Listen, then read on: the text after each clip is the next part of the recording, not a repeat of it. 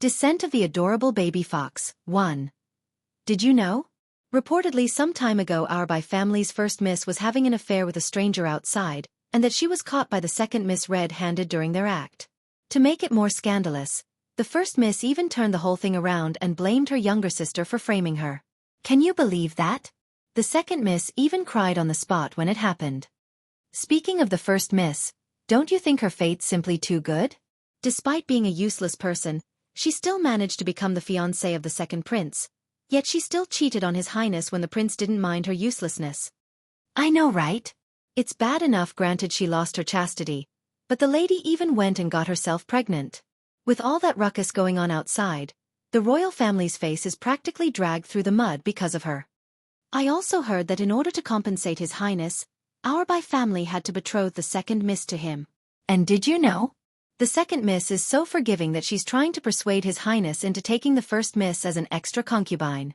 Tell me, as a woman who lost their chastity, do you think she is deserving to be the second prince's woman? Seated in her bed, Bai Yan gently caresses her still flat abdomen. Towards the boisterous discussion coming from the outside, there's no emotion in her eyes, only the calm that can be found in a rippleless pond. This translation is only hosted on Cat Translation 3 months ago when she first came to this world, a time where she's still unfamiliar with her environment. Her good stepsister Bai Ruo had arranged a very fine and ugly man for her without permission. Behold, her desperate escape. Despite clawing her way out from under the vile man's grasp, she eventually failed to resist the aphrodisiac in her body, and had to rely on a random man she found in the wild to relieve its effect. Even if there were only her alone in the forest by the time Bai Ruo arrived at the scene, the marks on the body were evident enough of what happened. In Bai Yan's mind, a pair of bloodthirsty eyes belonging to that stranger suddenly appeared, clouding her vision like a haze of fog. It's unsure if it's due to the drug or that it's too traumatic, but she simply couldn't remember the face of that man. Sister. A familiar voice pulls her back to reality.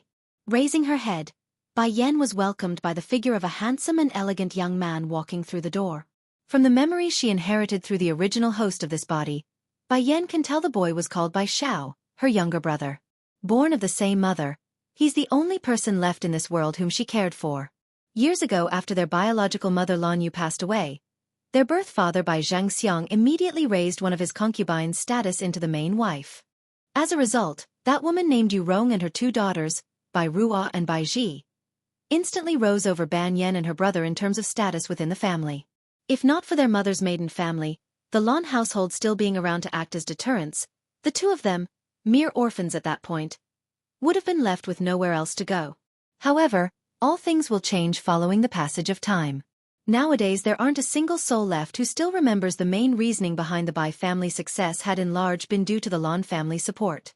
Back then the chief of the Lan family had refused to let his daughter marry into the Bai family, because the man had already taken in several concubines under his name. Sadly, Lan Yu threatened to sever their father and daughter relationship, thus forcing Lord Lan into agreement. In order to not allow Lan Yu suffer any grievances in this marriage, the Lan family had prepared a wedding dress that stretched over 10 lees in length, leading to a sensation across the city.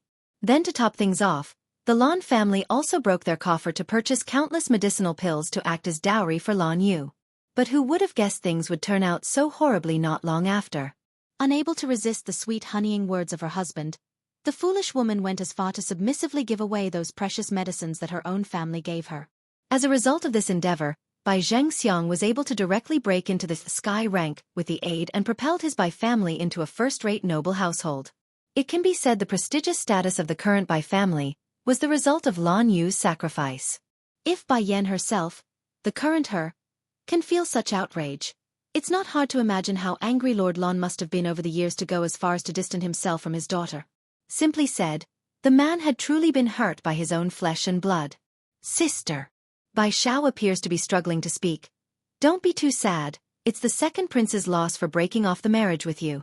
I've long noticed the unusual gazes coming off of Bai Ruo and the second prince. The relationship between them can't be normal. Descent of the Adorable Baby Fox, 2. Finding only silence from her sister for so long, Bai Xiao assumed it's due to the sadness revolving the recent events. Why do you say it's the second prince's loss when everyone believes it's I who betrayed him? A laugh nearly escaped her mouth. I trust you. No way my sister would betray him, so that leaves me to believe you must have been framed. The boy's expression was firm as he spoke in a vicious tone. "If I find out who that person is, I will definitely not let them off." Bai Yan's heart trembled at that statement, for an inexplicable feeling was starting to form in her heart. In the past life, she herself was the descendant of an ancient Chinese martial art family. As such, she's been instilled with the concept of becoming strong since her childhood. And in order to meet that demand, she deserted her friends and family to reach that goal. In the end, she lost her life alone at the hands of a lightning strike from the heavens during her efforts to refine a 9th-rank Dan pill. Now that she's able to get a new lease on life again through great difficulty after having her soul extinguished and body destroyed, she's not going to repeat the same mistake as she did during her past life. Family and friends will supersede her pursuit for power this time. This translation is only hosted on Catranslation. Oh yes, rummaging through his pocket, the young boy then pulls out a small coin purse and placed it in her hands. "You are now pregnant, so your body needs nourishment. These banknotes are for you." Squeezing the coin purse, Bai Yan's heart ached at the sensation in her fingers. "Where did you get this money from?" I pawned the jade pendant that mother left me when she was still alive." That's when Bai Yan's heart had clenched even tighter. Don't be fooled by their glorious appearance on the outside. In reality, the Bai family would frequently deduct their monthly allowances, and even Lan Yu's dowry were now in stepmother Yu Rong's hand. As it so happens, these two siblings are also quite stubborn in their personalities. They knew their mother had thoroughly disappointed their maternal grandfather. No matter how much suffering they endured, neither siblings would seek out the Lan family for help. It didn't help either when the Lan family was overconfident in their assumptions. They believed the Bai family wouldn't maltreat the two siblings. Besides, their mother's dowry alone was enough for the pair to live out their lives in luxury. But in reality, while Yu Rong's daughters gets to drape themselves in fine clothes and eat exotic delicacies, Bai Yan and her brother on the other hand had to starve on regular intervals. The most laughable part was that Bai Xianxia didn't even know how to do business, while Yu Rong was a massive spender. During these years, the expenses incurred by the Bai family were all funded by Lan Yu's dowry. As for Bai Zhao's jade pendant, it's the only item left for him by Lan Yu as a memento in which he kept hidden all these years. If he hadn't concealed it so deeply, it's likely that their stepmother Yu Rong would have taken it away long ago too. While all kinds of thoughts were running through Bai Yan's mind, a maidservant had pompously entered the premise without permission, thus interrupting the siblings' conversation. "Miss, the madam is seeking your audience." "Sister." Bai Xiao hastily grabs her hand, his eyes filled with worry. "Don't worry, I will be fine." Bai Yan comforts her brother by patting Bai Xiao on the hand. Giving him a meaningful wink, she then headed towards the doorway. In an instant, a majestic and imposing aura radiates out of the young lady.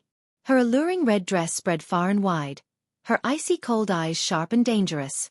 Following each of her step, the maidservant would have a harder time breathing, like something has clutched onto her throat. "Don't forget, you are merely a servant here. Even if I'm not in favor, I'm still a master of the Bai residence. Not asking me for my permission to enter my chamber is akin to disrespecting me. Thus I am in my right to have you beaten to death." The maidservant's face turned ashen with fright. She had signed the slavery contract, therefore even if the master wanted to kill her, she would have no choice but to die. Due to Bai Yan being too timid previously, the maid had become complacent around her and forgot this crucial fact. "Lead the way." The young lady's tone was cold and detached, making her unquestionable. "Yes, milady." No longer daring to act out of place, the maidservant understands well enough that even if the one in front of her had a bad reputation, the lady had every authority to punish a servant. Blankly staring at the retreating figure's back, Bai Xiao got the aching nudge in the back of his head that her elder sister have changed over these past few months. She's stronger, more reliable, and enough to put his mind at ease. If you like this translation, consider donating for an extra release, or simply turning off ad block helps too. Descent of the Adorable Baby Fox, 3. When Bai Yan entered the main room, there were already others inside, mainly her stepmother Yu Rong and a silver-haired old lady. The old woman obviously wasn't of the Bai family. Instead, it's Yu Rong's biological mother and Bai Xianxia's aunt. 10 years ago, old Madame Yu had intended to let her nephew, Bai Xianxia, marry Yu Rong to increase their family bond, but the man disliked the fact that his cousin couldn't bring more to the table. To remedy the situation, the man only allowed Yu Rong to enter his Bai family as a concubine, while Bai Xianxia took Lan Yu as his main wife. Then once Lan Yu passed away, The heartless scumbag immediately raised Yu Rong's status into his main wife. To make things more despicable was how easily he invited the old madam into their house after Yu Rong repeatedly pleaded to him with her tears. Nowadays, Bai Xianxia literally treats the old madam like his own mother. With filial piety and respect. Like daughter, like mother. If Yu Rong was such a heavy spender, old madam, you can't be all that thrifty either. Over the years, most of the Lan family's dowry have been expended at their hands, leaving hardly any left at this point. Bai Yan, be honest and quickly confess. Who is the adulterer? Old Madam Yu tilts her head high, her manner of speech haughty and arrogant like someone interrogating a convict. And what does that have to do with you? Bai Yan's lip curved in a shallow smile, her eyes cold as she gazed at the old woman seated before her. Insolent! Old Madam Yu angrily slaps the table next to her. I am your maternal grandmother, so of course I have the right to know who your adulterer is. My maternal grandmother? My maternal grandmother is in the Lan family right now. As for you, you are merely Bai Ruo and Bai Ji's grandmother. Now quit adding gold to your own face. You! The old woman's face was starting to distort due to anger. Nothing but a wild child without a mother. What qualifications does she have to be so arrogant in front of me? Mother, please calm your anger. Yu Rong quickly came over to soothe her mother's back. Looking back at the girl, Bai Yan, the truth is I called you over today to tell you some good news. Someone is willing to take you as their concubine so long as you abort your child. So in your opinion the eldest daughter of the Bai family is only fit you be someone's concubine? Bai Yan closes in on the two, her voice carrying a trace of frost. Grunting, the old madam rebuts her. You are but a lowly wench who lost her virginity at this point. What right do you have to be picky? I'm telling you, the old one from the Qian family is willing to offer up a genuine third-grade spiritual Dan pill for your betrothal gift. Now that there's a man willing to take you, what right do you have left to choose? Bai Yan narrows her eye. I've heard the master of that Qian family is already over 50 years old, and that his temperament is brutal and ruthless. According to what I know, his concubines are constantly dying under shady circumstances. Are you intent on having me throw away my life? The Qian family was also one of the 4 aristocratic families in the city, but their reputation was mostly gained through their vicious cruelty. It's said that if a woman enters the Qian household, the only way out would be as a corpse. You stinkin' lass, our Bai family fed you and raised you for so many years. Shouldn't you at least return some of it? Let me tell you the truth then. My son has reached the lower level of the earth rank and requires a genuine spiritual pill to break through. So, this time you can only marry into the Qian household as a concubine. Bai Yan had long known these people are shameless, but she never expected them to be of this extent. Sneering, first, your surname is Yu, not Bai. If others hear you they might presume you are the old mistress of our Bai family. Secondly, what does it have to do with me if your son needs a spiritual pill? How does it relate to me, and why should I sacrifice myself for your Yu family? Thirdly, you mentioned about the Bai family having to raise me since I was young, but this Bai household only reached its current status because of my mother. Heck, even the dress you are wearing right now comes from my mother's dowry. Livid with anger, old Madam Yu starts to tremble all over after being reprimanded so openly. Treasured fox soon to be born, 3. When Bai Yan entered into the main room, she saw that aside from Yu Rong, there is a silver-haired old lady beside her. The old lady isn't the matriarch of the Bai family. Instead, it is Yu Rong's biological mother and also Bai Xianxia's aunt. 10 years ago, the old Madam Yu intended to let her nephew marry Yu Rong, but Bai Xianxia couldn't afford to give up on his home. Thus she let Yu Rong to enter the Bai household as a concubine, while Lan Yu was married as the main wife. After Lan Yu died, Yu Rong became the main wife. As Bai Xianxia couldn't bear seeing Yu Rong tearfully complains about the rumors concerning her, he invited old Madam Yu to reside within the Bai household, letting it known as if an act of filial pity to the mother-in-law. To have Yu Rong as her daughter, old Madam Yu wasn't frugal at all. The Lan family dowry that had been sent when Lan Yu had married into the Bai household, they had been spent years ago by the people who was left behind. Bai Yan, be honest and quickly confess. Who is the man that defiled you? The old lady snapped at her arrogantly, as if asking a prisoner. Who are you? Bai Yan's lips curved in a shallow smile. Her eyes gazed coldly at old Madam Yu who was seated in front of her. Impudent! Old Madam Yu angrily snapped a hand on the top of the table. I am your grandmother. Who is the person that defiled you? What is the name of the man? My maternal grandmother? My grandmother is the Lan matriarch. You are merely the matriarch of Bai Ruo and Bai Ji, and nothing more. You!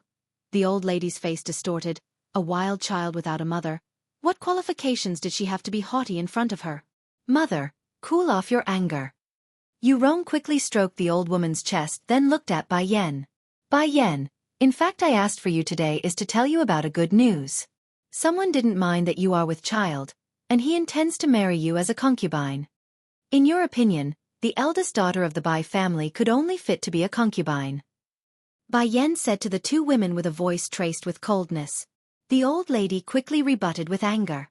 You crazy lowly wench, daring to be picky? I'm telling you, in order to marry you as a concubine, the Qian family had prepared a bunch of genuine third-grade spiritual pills for your betrothal gifts. Now that there is a man who is willing to ask for your hand in marriage, you should feel grateful. What qualifications do you have to choose? Bai Yan's eyes narrowed and her pupils filled with coldness. I've heard that the master of Qian family is already over 50 years old. His temperament is ruthless, and his concubine always dies under shady circumstances. Do you intend on having me throw my life away? The Qian family is also a part of the 4 aristocratic families. However, they are also known to be vicious. It is said that if a woman entered into the Qian household, she will be killed silently without any repercussion. You loathsome girl, we the Bai household had been feeding you for so many years. Shouldn't you also give in and sacrifice? To tell you the truth, my son has reached the lower ranks of the earth rank and requires genuine spiritual pills to break through. So this time, you need to marry the Qian household as a concubine. Bai Yan had known that these people are shameless, but she didn't expect that they'd be shameless to this extent. She sneered, First, your family is not the Bai household. If heard by people who don't know any better, they may presume that you are the matriarch of the Bai household. Second, your son needed a sacrifice, and how is that related to me? Why should I sacrifice myself for your Yu family? Third, you mentioned about Bai family having raised me since little, but this Bai household reached their current reputation is because of my mother, even the dress you wore. Isn't it also bought with my mother's dowry? Treasured fox soon to be born for, as expected of a bastard child lacking the upbringings of a mother. My son is your maternal uncle. What's wrong with sacrificing a little bit for him? For someone like you who isn't chaste nor clean, now that someone is actually willing to have you, you should be secretly happy. She hadn't managed to scold to her heart's content, so she didn't even realize that Bai Yan's surrounding temperature had dropped so low, then coldly stated, But, you and your sly mother seem to have the same revolting behaviors. The whole person is filled with strong foul smell. Firstly, you seized the prince, and is now involved with matters which had offended the public morals. Plus, you would even be so heartless towards your own relatives. Wait till your father comes back. I'll immediately have him beat you to death. Bai Yan raised the corner of her mouth, quietly listening as the old madam Yu continued to reprimand her, staring at her with a pair of ice-cold eyes. Those eyes contained a surging murderous intent, as if it could burst forth at any moment. Mother, don't say any more. Yu Rong feigned persuasion. She then turned towards Bai Yan again. Yenner, as a relative, one ought to mutually help each other. Your uncle needs help, how could you not help? Besides, your father dislikes people who are cold and heartless. In the past, Bai Yan cares the most about Bai Xianxia, this father. Yu Rong would always made use of Bai Xianxia's name to pressure her, making her agree to anything. She would even be willing to hide the matters of her suffering, harsh treatments at the Bai house. She didn't even reveal a single word. But, the current her, is no longer the previous Bai Yan. As relatives, one ought to mutually help each other, these spoken words, that's right. Yu family is after all your, Yu Rong's relatives. It has nothing to do with me. You can let Bai Ruo or Bai Ji be married off. Surely they don't wish to be a cold and ruthless person. Yu Rong's face distorted, towards her sweet coaxing manner of talking. She actually have the cheeks to refuse? Moreover, she made use of Bai Zhenxiang's name to pressure her. It's unexpectedly not effective? Presumptuous. Old Madam Yu fiercely glared. My Jir is only 12 years old. You would actually let a 12-years-old to marry off to a 60-years-old man as a concubine? How could you suggest such malicious things? You're really no different from that poisonous mother of yours. In the eyes of the old madam, Lan Yu is the most malicious person. If not for that woman, her daughter wouldn't become a concubine for so many years. Bai Yan suddenly had the urge to laugh. Bai Ji is just 12 years old, but as for her, she's just 17 years old. Aren't they both young maiden, all the same? Letting Bai Ji be married of as a concubine is considered malicious, so just what she ought to be. As for Ru, old lady, you coldly snorted. Which part of you could compete with Ru? In a few days, she'll soon be married to second prince as the imperial concubine. A pregnant but unmarried woman like you even dared to suggest that Bai Ruo is to be married off as a concubine to an old man? Someone as selfish as you, who would let their sisters be married off as concubines. What qualifications do you have to act like the honorable young miss of the household? Bai Yan had learned about something useful. This old Madame Yu is quite talented. She could even turn black into white. Otherwise Bai Zhenxiang wouldn't have preferred trusting his mother-in-law rather than his own daughter. I'll reaffirm once more, I, Bai Yan, will absolutely not be married off as a concubine.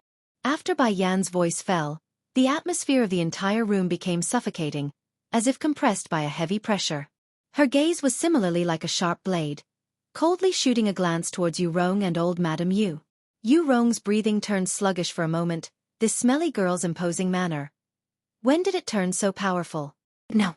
This must be my own imagination. Bai Yan is merely a waste, nothing more. Slowly relaxing her tone, she wanted to drag Bai Yan for a berating by the old madam. Yu Rong slowly stood up, then calmly walked towards Bai Yan. Bai Yan, tonight, there will be people from Qian family coming to receive you. Even if you're not willing, you'll still have to be the concubine of the old master of Qian family. She raised her head high, seemingly aloof and remote. There was no trace of the previously fake gentleness. Descent of the adorable baby fox. 5. No one can force me into matters that goes against my will. Expressionless, Bai Yan beams with ice in her eyes. Sneering, Yu Rong contemptuously replies, I know you are thinking that your destiny is unfair, that's why you are so opposed to the idea. After all, your former fiancé will soon be taking my daughter as his wife. The status between the two of you now can be described as one in the heavens and the other on the ground. Truth is, if not for your maiden family, do you think the king would bestow a marriage between you and the second prince? Or do you actually believe you can compete with my daughter Ruo? My daughter is well educated, gifted with talent, and very sensible. Only she can be the royal concubine of the prince. And someday in the future, my Ruo will rule the nation as its queen mother while you can only look up to her in the dust. My Ruo is so excellent and wonderful. How can this girl even think about comparing herself? What a joke. I actually think your one and only use is to exchange yourself for a third-grade spiritual pill. In order to express our gratitude for your efforts, I will even let you catch a glimpse of the product after I receive it. Otherwise, a garbage like you wouldn't have a chance to see such a thing in your entire lifetime. Bai Yan sneered at the laudable statement. In her previous lifetime she could even refine an 8th grade Dan pill, let alone some measly 3rd grade. If you called me over today only to say these things, then I ought to advise you to save some energy. Faintly sweeping a glance over the despicable pair within the room. However, the matters of today, I Bai Yan, will definitely engrave this in my mind. When the time comes, I'll have each and every one of you pay the price. When the time comes. Disdain filled the old madam's face, for there wouldn't be another day once this girl enters the Qian family. After tossing her statements out there, Bai Yan confidently turns away from those in the room. She didn't look back, leaving only a trail of red behind her under the afternoon sun. Back inside her own place, Bai Yan was currently sitting on her bedside with her legs crossed. If anyone were to see her now, they will immediately notice a faint yellowish thread of energy flowing into her body. A color trait of those in the yellow rank of their cultivation. This translation is only hosted on Cat Translation. 3 months and I'm only at the advanced yellow rank. This speed is simply too slow. If only I can refine some medicinal Dan pills right now, then I can change my physique and increase my speed by several folds. Then again, the former Bai Yan's rank was only a bit stronger than an average person, even weaker than that of a servant here whose usual rank are at the lower yellow rank. As to why she's able to reach the advanced yellow rank, it's all due to her diligent effort within these past few months. The sky soon darkens, and the night turns quiet. Not long after, a series of rustling sound came from the outside. Bai Yan knows this was the signal of the Qian family arriving for her. Sure enough, 2 servant girls came in through the door, their faces cold. Follow us. She didn't speak, only slowly walking out the room in an unhurried manner where there's already a sedan in wait. Not resisting their urge to board, Bai Yan proceeded to step inside as the servant girls promptly closed the sedan door behind her. Just like that, the entourage then quickly sped towards the Chen house without a single master fighter to escort them because it's a well-known fact that Bai Yan was a weakling and had no way to resist. Perhaps they are afraid of being discovered, but the streets they passed through were the most remote in the city. Therefore, when a loud banging sound broke out, no one in the public managed to take notice. Dusts and smoke were riled up everywhere as the sedan heavily dropped to the ground. What's going on? The porters were stunned for a moment by the suddenness of it all, but they soon came back to their senses enough to check on the passengers inside. To their horror, the maids that were supposed to be on guard duty inside were all left unconscious. The only one still awake was the young lady lazily popping her against the hand. Towards that face with a set of graceful black hair flowing down her shoulders, only the phrase, soul-stealing, can be used to describe that beauty. Descent of the adorable baby fox, 7. Can someone please tell her why the baby she gave birth to was a hairless fox? Furthermore, how can a newly born fox tug at her clothes and cry mommy? It's one thing to give birth to a fox, but to able to speak too? It can't be that someone was trying to take advantage of her lack of education now? Who are you? After trying oh so hard to speak, Bai Yan finally pressed these words out of her mouth. Mommy, baby hungry. Super cute and clean in his gaze, the baby fox eyed her pathetically in order to win his mother over. Originally Bai Yan was still being depressed over the fact that she gave birth to a fox, but against that sort of adorable face, even her heart was melting. Baby hungry, milky. Slowly crawling up from below, the baby fox leisurely pulled open Bai Yan's chest area and started suckling in comfort. You're burping. The baby fox ends the session with this and took to closing its cute little eyes for sleeping. Apparently, the child had no qualms about napping in his mother's embrace.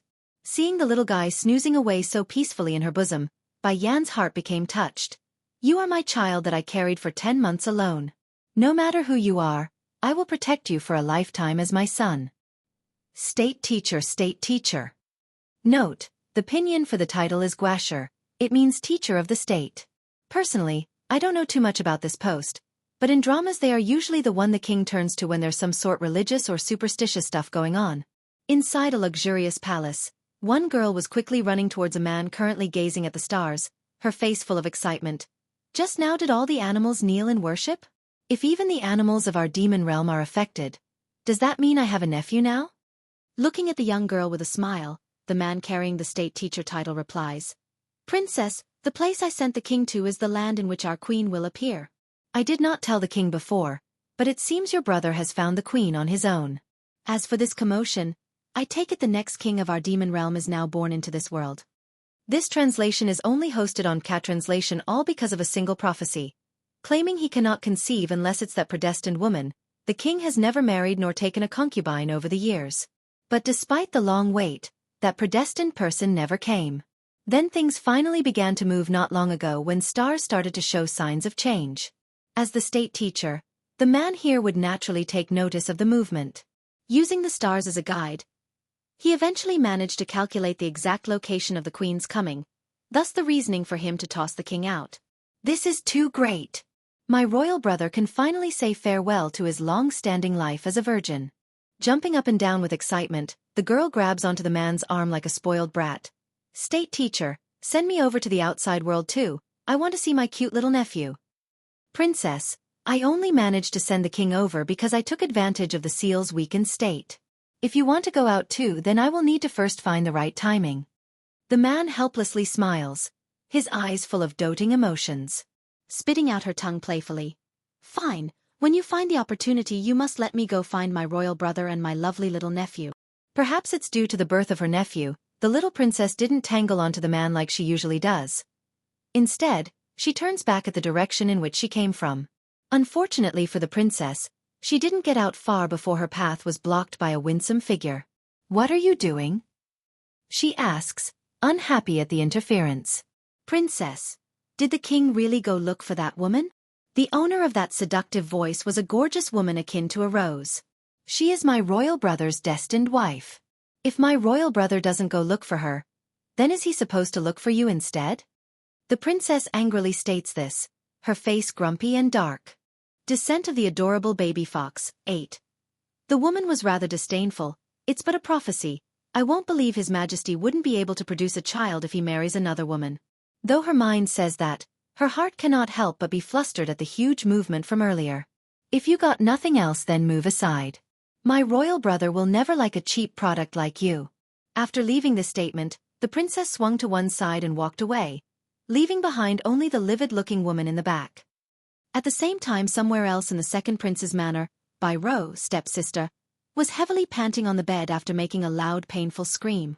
Raising a hand, she dismisses the servants and left only a single maid with her. Luer, you go spread the word that I had a premature birth, and say it's thanks to the heavens that both child and mother is safe. Prior to her marriage, Bai Ruo had already become pregnant with child. The father would of course be the second prince himself, but such things cannot be made public. Therefore, they can only claim it's a premature birth to cover up the scandal. Yes, your grace. Luer reaffirms the order by repeating it. Oh yes, your ladyship, just now a miraculous event occurred outside. Because of it, everyone is still in shock. What miraculous event? I heard all the animals in the world were kneeling in worship at our kingdom's direction. All animals prostrating on the ground. Bai Ruo's eye lit up, her lips curving into a smile. Luer, go spread another rumor on top of the first. Say the reasoning for the odd behavior of the animals are due to my baby's birth. The world belongs to one when the animals are prostrating at once. Such conditions, how can I not take advantage of it? Besides, Luer already said it, the direction the animals aimed at is our kingdom. Who knows? Maybe it's really meant to worship my baby. As a lowly maid, this servant known as Luer knew far too well this wasn't the time to be asking questions. Respectfully replying, Yes, your grace, I will go right away. With the maid gone and only her left in the big empty room, Bai Ruo simply couldn't conceal her sinister laugh anymore. So what if you are the main daughter of the Bai family? So what if you are the granddaughter of the Lan house? In the end, your status, your position, your all belongs to me now. Even my son is now more noble than yours. This translation is only hosted on Cat Translation. My son is not only the royal grandson of the king, he's also now the recipient of 1,000,000 worship from the animals. As for you, your reputation is in ruins and only infamy remains for you and your bastard child. Ha ha ha ha. This life, you will never be able to compare with me. 5 years later. Somewhere on an island in the middle of a lake, there stood a dainty-looking cabin of bamboo construction with a woman inside. Asleep, the occupant was dazzling to the eye under the peeking glow from the window sill. Suddenly, the woman can feel a disturbance against her cheek. A fluffy tail. Fluttering her eyelids at first, she then shot them open to a frightful scene. Jumping up, the woman angrily calls out, Bai Xiaochen, you come out this instant. Filled with foxes in every nook and cranny, there are no room left to move inside this dainty little home. Even her body had been permeated with the stench of the animals. If you like this translation, consider donating for an extra release or simply turning off ad block helps too. The so-called father, 3. Old madam, you did not expect this girl to be even more stubbornly hateful after 6 years of absence. Immediately, she broke out into a cry. What have I done to deserve this, to have worried for this cold-hearted wolf for so many years? Xianxia, since your own daughter won't allow me to stay here, then should I leave? Bai Xianxia had always been very filial towards this aunt of his to the point that it's no different from a biological mother. Therefore, hearing the old lady's crying voice, his temper immediately flared open. Kneel before your grandmother. He stomped at his daughter's knee in an attempt to make her bend, only to miss completely when Bai Yan sidestepped to one side. Coming up empty, the rage only grew doubled. Bai Yan, you don't have to apologize to me today, but no matter what, you must give your mother and grandmother here an apology. I want to see you kneeling on the floor until they forgive you. Bai Xianxia, if I say 6 years ago it's they who framed me and nearly sold me to the old chief of the Qian house as a concubine, would you still force me to apologize? That's deliberate. She wanted to see how ruthlessly cold this man can be and to what extent. But the reply Bai Yan got next only realized the old cruel saying of a stepdad will come once there's a stepmom. Bai Yan, oh Bai Yan, I am too disappointed in you. How can there be such a vicious person like you in this world? Yu Rong is so kind, yet you have the audacity to say she framed you? They loved you like their own daughter and granddaughter, but in the end you repay them with this ungrateful attitude. Bai Xiangxiang's eyes were full of disappointment. To tell the truth, when he heard Bai Yan had returned today, His heart did have a glimmer of hope. If only she kneeled and admitted her mistake, he would have forgiven her. Unexpectedly, this girl not only refused to repent, she also wants to frame others as an excuse. Someone come, go get me the disciplinary rod. His face dark as he sternly spoke. Bai Yan, I'm hitting you for your own good, otherwise you will never know how to repent. Bai Yan's gaze turned icy cold. I like to see who will dare touch me. Her imposing aura causes even the guards to stiffen up at the doorway, let alone Bai Xianxia that's closest to the epicenter of the pressure. The man almost couldn't breathe there for a moment. What are you people lagging there for? Go and get me the disciplinary rod. I'm going to teach this ungrateful girl a lesson today. Only after much struggle did he manage to shout this out. Just when the guard wanted to carry out the order by retreating, a snowy white-dressed boy blocks his path. Bai Xiao, why did come? The man was still angry, but his expression clearly became better upon the boy's entry into the hall. The youngster didn't reply, only walking silently inside to Bai Yan's side like his entire being was shrouded inside a layer of frost. You stated before that you would expel her from the Bai house. That means you can't use the family disciplines against her. Ever since her brother appeared again in her life, Bai Yan's gaze have never wavered by the boy's location. In her view, the young naive boy from back then had changed. He's colder and more distant. If you like this translation, consider donating for an extra release or simply turning off ad block helps too. Visitor from the lawn house. So, Bai Zhao's gaze gradually turned cold. Out of worry, grandfather and uncle, they gave all of the precious Dan pills to mother. But then mother. She did the unthinkable and gave it all to father. In order to buy those Dan pills, the lawn house not only depleted their coffer, they also used many of their properties as collateral for the loans. If their uncle could have used those pills to make a breakthrough back then years ago, then the lawn house would never have fallen so far. In the end, they paid the high price only to benefit the heartless Bai Xianxia. And how did grandfather get sick recently? Bai Yan makes a slight frown as she asked this. When it came to this topic, Bai Zhao's face turned even colder to the point a flare of anger could be seen in the irises. Of course it's caused by Bai Xianxia. This time the boy didn't even use the word father, and directly used the man's name, indicating how angry he was. This translation is only hosted on Cat Translation. Ever since the death of our mother, grandfather's health has been getting worse and worse. Then 6 years ago you disappeared too, worsening his condition even more due to worry. Finally, some time ago our cousin, girl, got into a quarrel with Bai Ji. They both got hurt, but Bai Xianxia indiscriminately rushed over to the lawn house and made grandfather accountable for the incident. Unable to withstand the anger, he fainted away by the end of it. According to Bai Yan's memory, she remembers her grandfather was already in poor health when she left. If what Bai Xiao said was true, then these repeated blows to the spirit and mind can definitely cause enough harm to make the elder sick to the bed.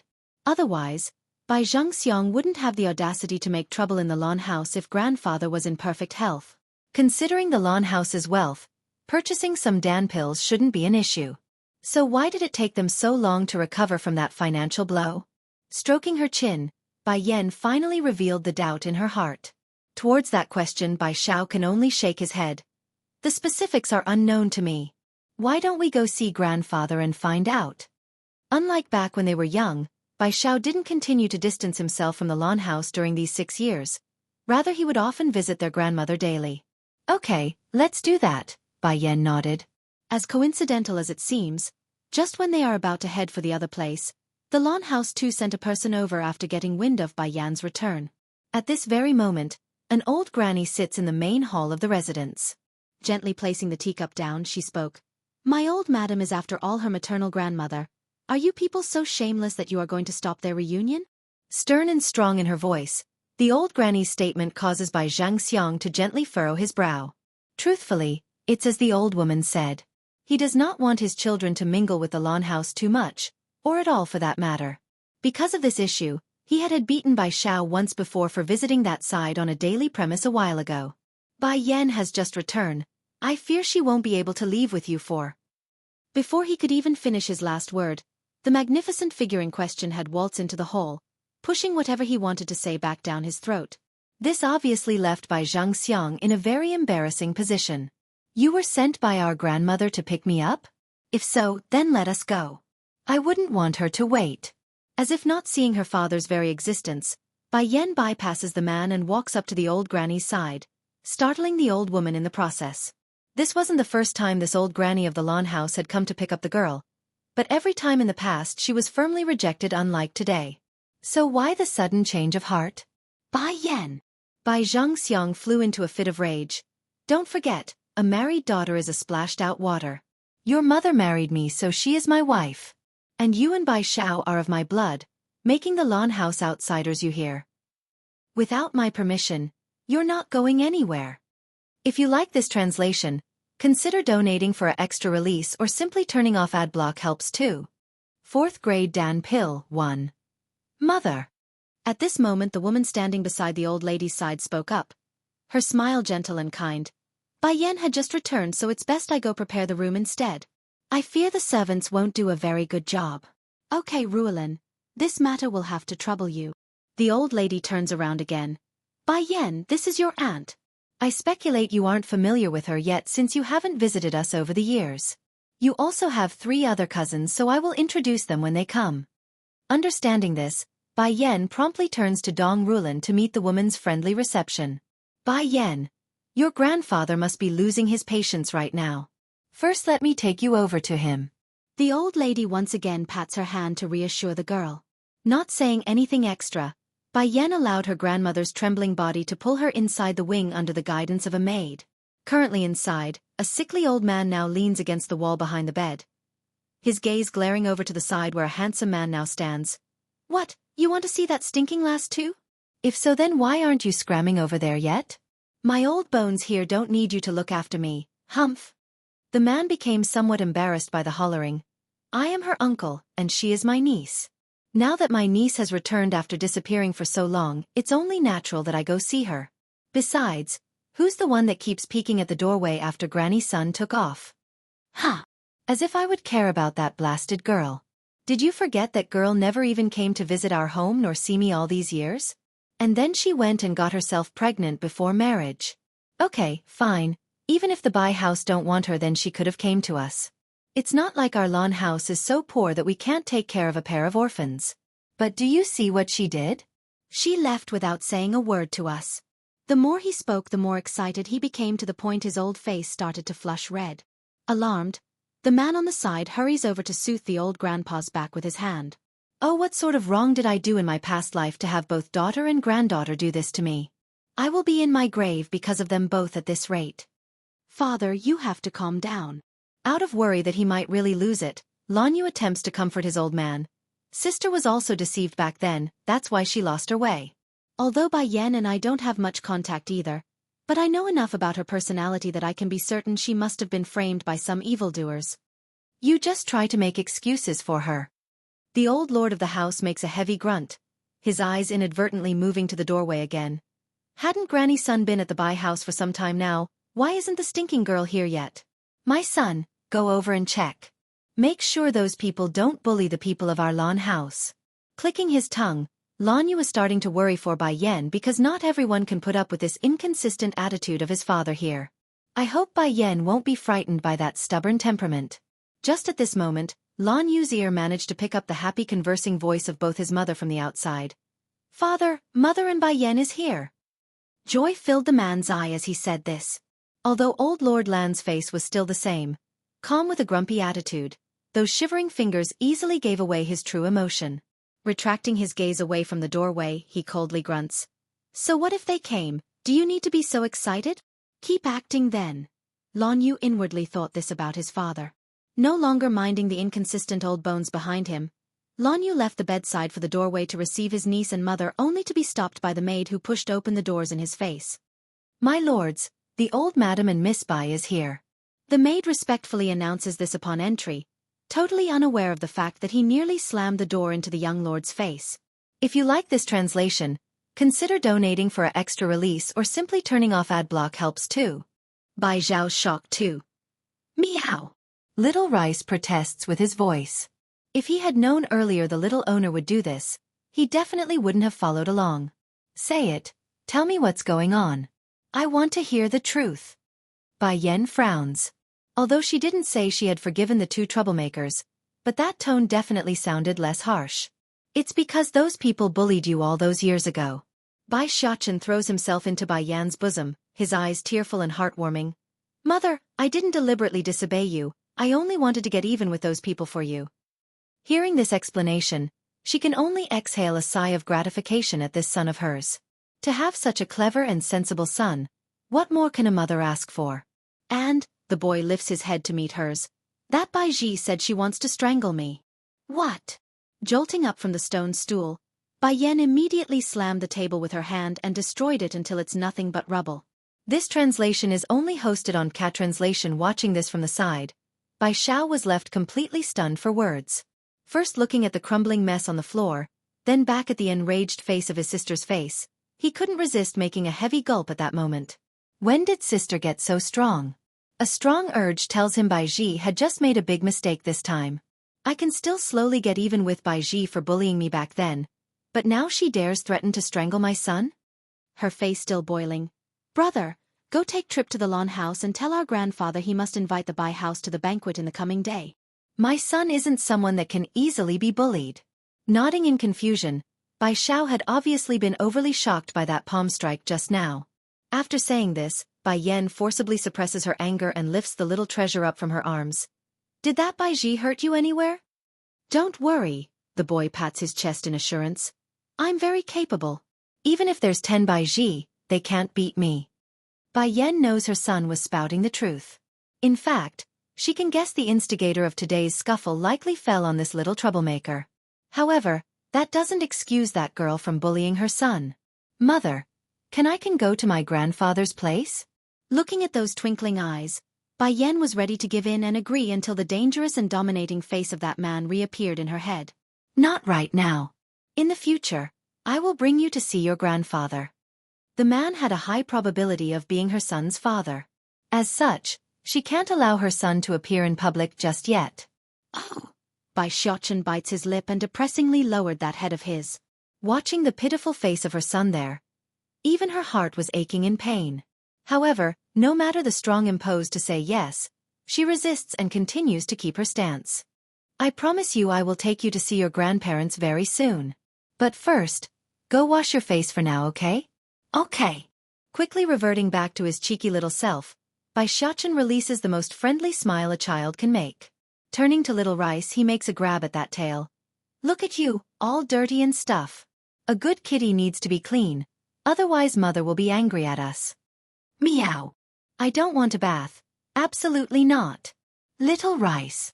Stabbing his fists against his waist, Bai Xiaochen puffs his cute little cheeks in an unhappy fashion. Not yielding, Little Rice makes a jump for the nearby tree and proudly makes a humph sound, refusing to come down again. Looking at the baby tiger there on the branch, Bai Yan suddenly got a new idea. Smiling. Son, go wash your face first. I have other things I need Little Rice to do for me first. If you like this translation, consider donating for an extra release or simply turning off ad block helps too. Dinner banquet 4. Raising her head, Bai Rua's gaze looked a little tense after the statement. Your Highness wishes to see Bai Yan? I guess so. She is after all the most beautiful woman in our kingdom. If you wish to take her as your consort, then I have no objection. My love, you are too kind. Aching inside, Nan Gongyi lovingly gives her a kiss on the forehead.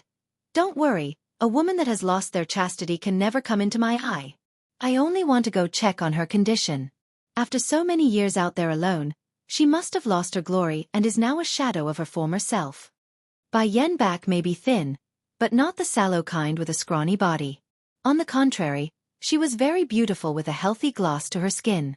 This translation is only hosted on Cat Translation, however.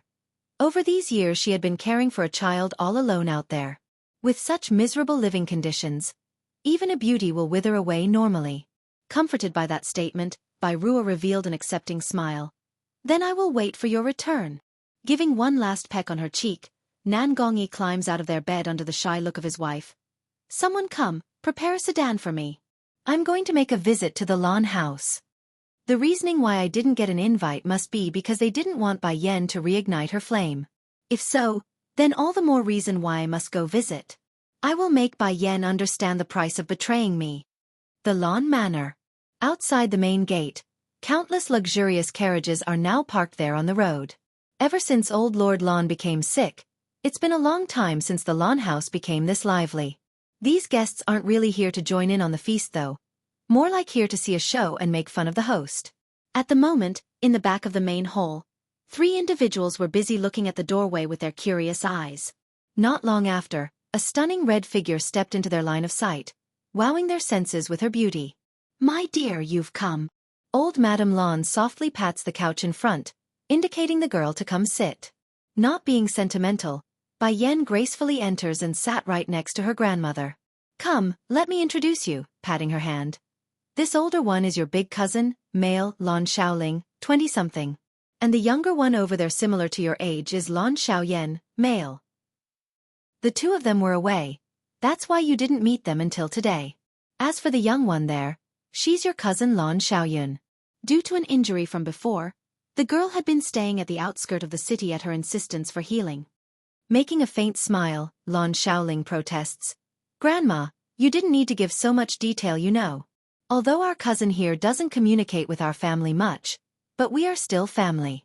There's no way she wouldn't have heard of us." "Haha, you are right, I forgot." Old Madame Lon laughs joyfully. "Oh my dear, I've been foolish." Making a smile, Bai Yen didn't say much because in her mind she did have a decent grasp on the Lon house's situation. The only thing lacking was meeting everyone in person. If you like this translation, consider donating for an extra release or simply turning off ad block helps too. Stunning 1. All eyes are on the door now inside the banquet hall. Why is the sovereign prince also here? This is just a banquet for an unclean person. Bai Ji, who was standing beside her father by Xianxia, turned white after getting hit with this bombshell news. Though the young girl's whispering voice remained very low, but due to eerie silence in the atmosphere, it became quite abrupt among the guests. Turning gloomy in the face, Lon Yu sent a cold glare at the girl before turning his line of sight back to the doorway. At this moment, whether it be the guests or the prince, everyone that's in attendance were in amazement by what they saw. Hanging high above the dark night, a moon brighter than everything else in the sky highlighted that eye-catching object. Bang! In one loud boom, several silvery wolves pulling a magnificent throne swiftly lands in the middle of the hall, sending the awestruck guests running for cover by the abrupt sound. This translation is only hosted on Translation carefree with his arms lazily leaning against the handles. That slightly exposed chest was absolutely sinful in how seductive they were. Then there's also that handsome and captivating face. Intoxicating. This should have been a bloodthirsty man that warrants fear in life. Yet it's also this type that makes the female sex heads over heels for him. Like moths diving into a flame, though deadly yet willing. "Your Highness." Lon Yu didn't give the same cold shoulder as he did to the crown prince. Rather his tone was respectful and welcoming to the man. "It's a great pleasure that our Lon house can have the honor of hosting you tonight." Seeing this extreme difference in treatment, Nan Gongyi's expression became distorted due to anger.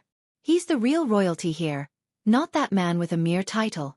Standing up from his throne, Di Tsong slowly dismounted and left his ride to its own bidding. Like a set of well-trained dogs, these wolves rapidly departed the hall by taking to the air instead of over the wall like their entry. Gasping, the crowd couldn't move their sight from the sky for a good while. Those are demon beasts. They all knew Di Tsong was very powerful, but never in their minds did they expect something so impacting. "I heard the Lon house is hosting a reception banquet for someone from the Bai house." Cold in his gaze, he sweeps his eyes across the crowd.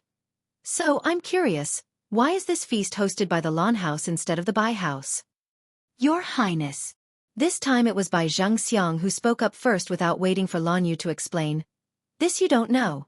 My Bai house treated that ungrateful girl with all our heart, giving everything that's good to her. Even my current wife looks to the girl as her own flesh and blood. Yet, that ungrateful girl announced she will denounce our father-daughter relationship after I said a few scolding words, claiming she will return to the Lon house." Hearing the story from the man himself, the crowd clearly became a little riled up by the half-baked details. This Bai Yen is really a heartless girl. It's bad enough she eloped with another man back then, causing her grandmother to faint in the street. Now she's even denouncing her own father? If I had such a daughter, I too would want to strangle her to death. Madame Bai is truly kind. I heard she doted on this daughter more than her own true blood. But instead of getting gratitude in return, this heartless girl would slander her own stepmother's name. What a vicious girl. If you like this translation, Consider donating for an extra release or simply turning off ad block helps too.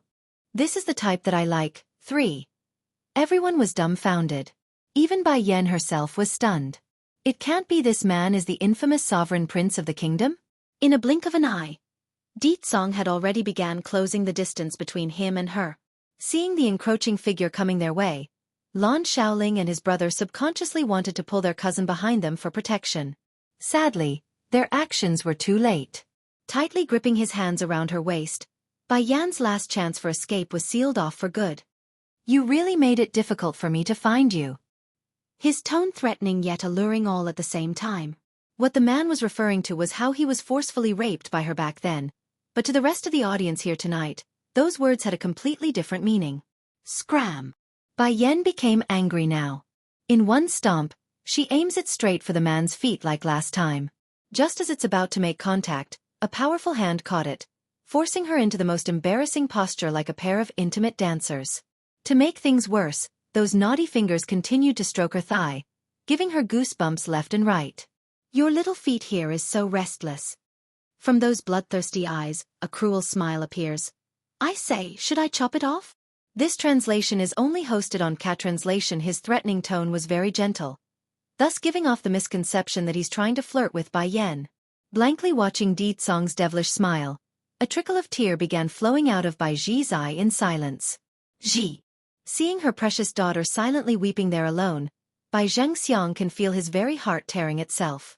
Returning his anger back at the source, he speaks in an interrogating tone. Bai Yan, what are you doing in public? Do you have no shame? Turning dark, she sweeps her sight around at the man and girl. Seeing the jealousy in Bai Ji's eye, a flicker of triumphant grin fills Bai Yan's peerless face. Isn't it clear enough on what we are doing? Pricking her brow, she provocatively slides her finger under the man's chin. Little Tsong, do you agree with what I say? Little Tsong? This name clearly made Song's lip twitch. Nevertheless, the abrupt change in attitude only stirred his appetite and raised his interest. Grabbing that teasing finger, Song turns to face the distorted man in the background. It can't be Lord Bai is blind?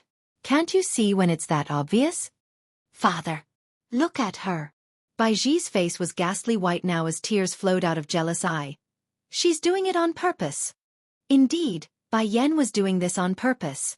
In order to frustrate the shameless girl, she's even willing to sacrifice her own skin to reach her goal. Your Highness. Suppressing his inner wrath, Bai Xianxia lowers himself before the man known as the Sovereign Prince. I'm sure you also heard of my eldest daughter's character. She got herself pregnant before marriage and even eloped 6 years ago. Such a person isn't worthy to be by your side, so you mustn't be fooled. This statement thoroughly enraged the members of the Lan house. It's already bad enough he let Bai Ruo replace Bai Yan in marrying the crown prince of the kingdom, plus he even expelled her from his family. Now he's also slandering the girl? Is this the kind of stuff a father's supposed to do? Just as old Lord Lan wanted to go duke it out with the bastard, Song's aloof voice chimed in. So what? This is the type that I like. The crowd all gasped in unison, utterly shocked by the sensational statement. This is the type that he likes? In other words, Lord Song has a fetish of liking young unmarried women that's given birth before? Oh heavens! No wonder all those excellent girls cannot fall into his eye. It's because of this strange fetish. If you like this translation, consider donating for an extra release or simply turning off ad block helps too. Be good, don't move too. You are lying. Bai Ji's sadness quickly eased over despite her claim of loving Song. My mother wanted to give you jewelry to wear, but it's you who refused it. Now you are twisting the truth to suit yourself. Smirking at the audacity of the girl, she glares back with danger in her eye. If that's the case, grandfather, please bring out the paperwork that you filed for the dowry back then. According to the rules, if the mother dies, her dowry must be passed on to her biological daughter as inheritance. Now that I'm an adult, it's only proper that I take back what's mine. It's common practice in this world for men to take on multiple wives. Therefore it's not uncommon to find a husband ignoring their original wife for a new one. In order not to let the wife's property fall into the wrong hands, a law was eventually passed, stating whatever dowry that's left behind must be given to their biological child for management. This translation is only hosted on Cat Translation. Upon hearing this remark, Bai Xianxia and his precious daughter Bai Ji both went ghostly white. All right. Making a humph sound, old Lord Lon happily answers the call. Your mother's dowry was all listed at the etiquette department prior to the marriage. When it's ready, I will personally go to the buy house to retrieve what's yours, my dear. This certainly left the heartless man in a bind. This wretched girl must do this to me? Those dowries have all been spent. Where am I supposed to find them again?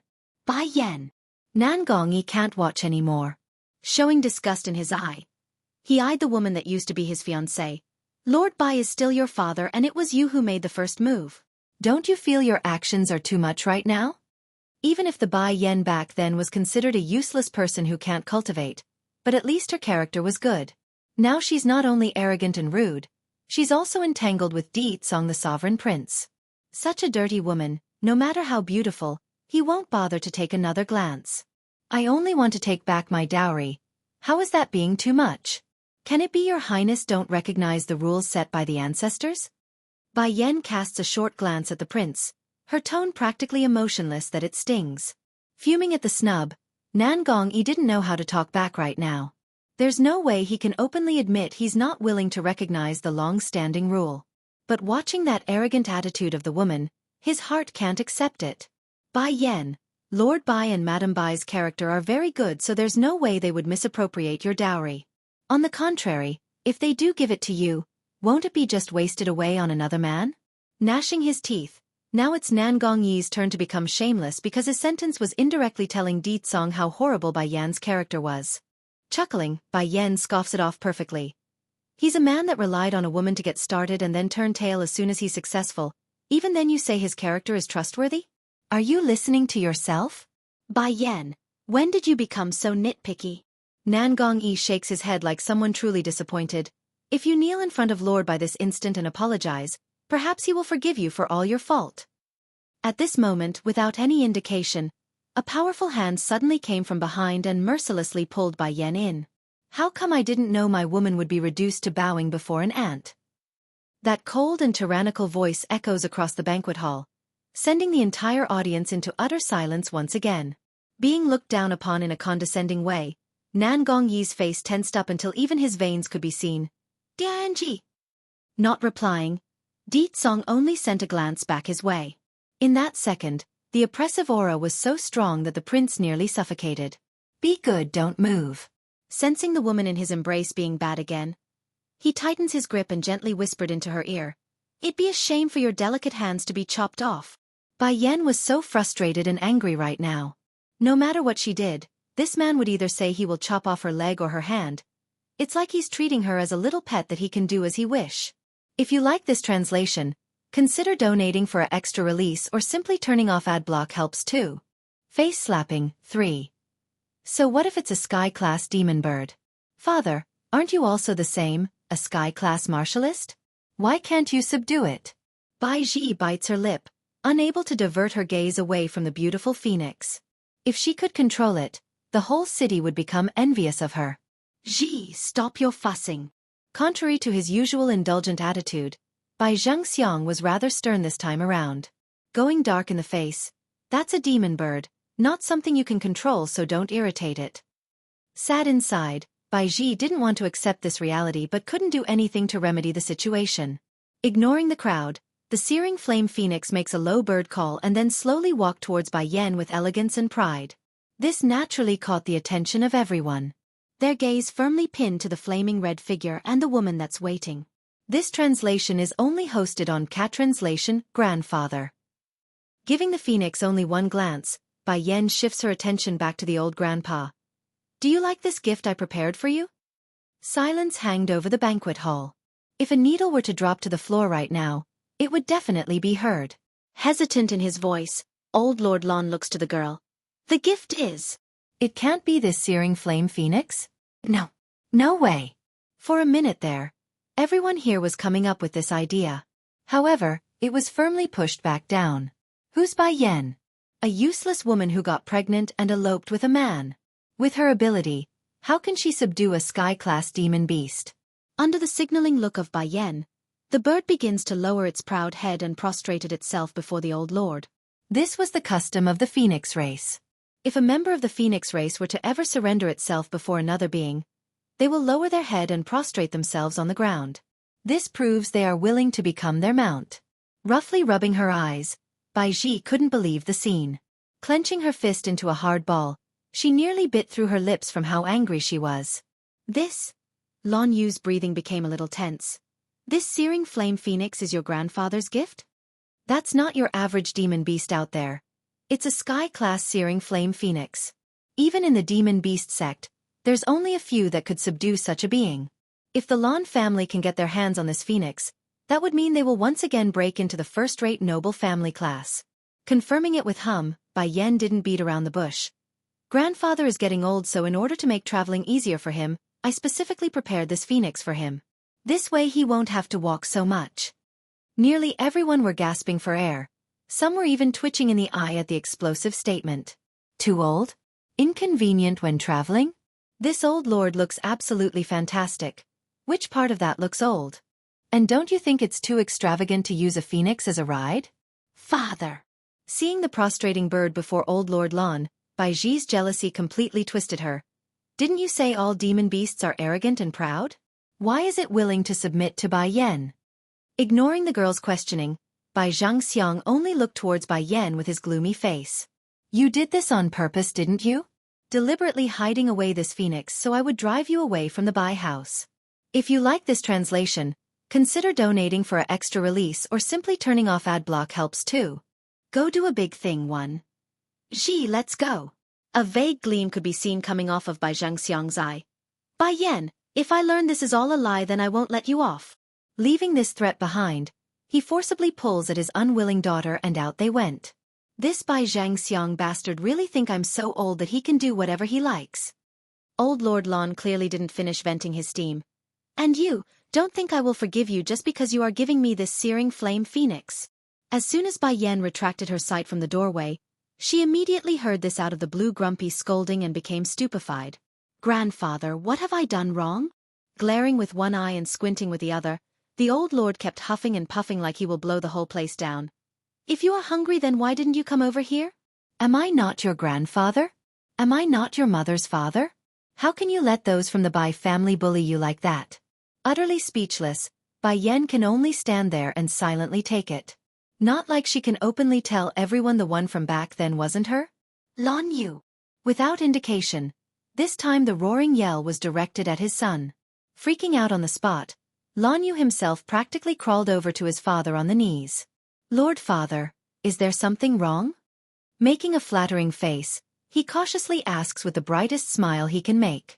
Not biting the bait, old Lord Lan grumpily points at the squeamish man. This is how you look after your sister's children? This is how you run the Lan house after I became sick?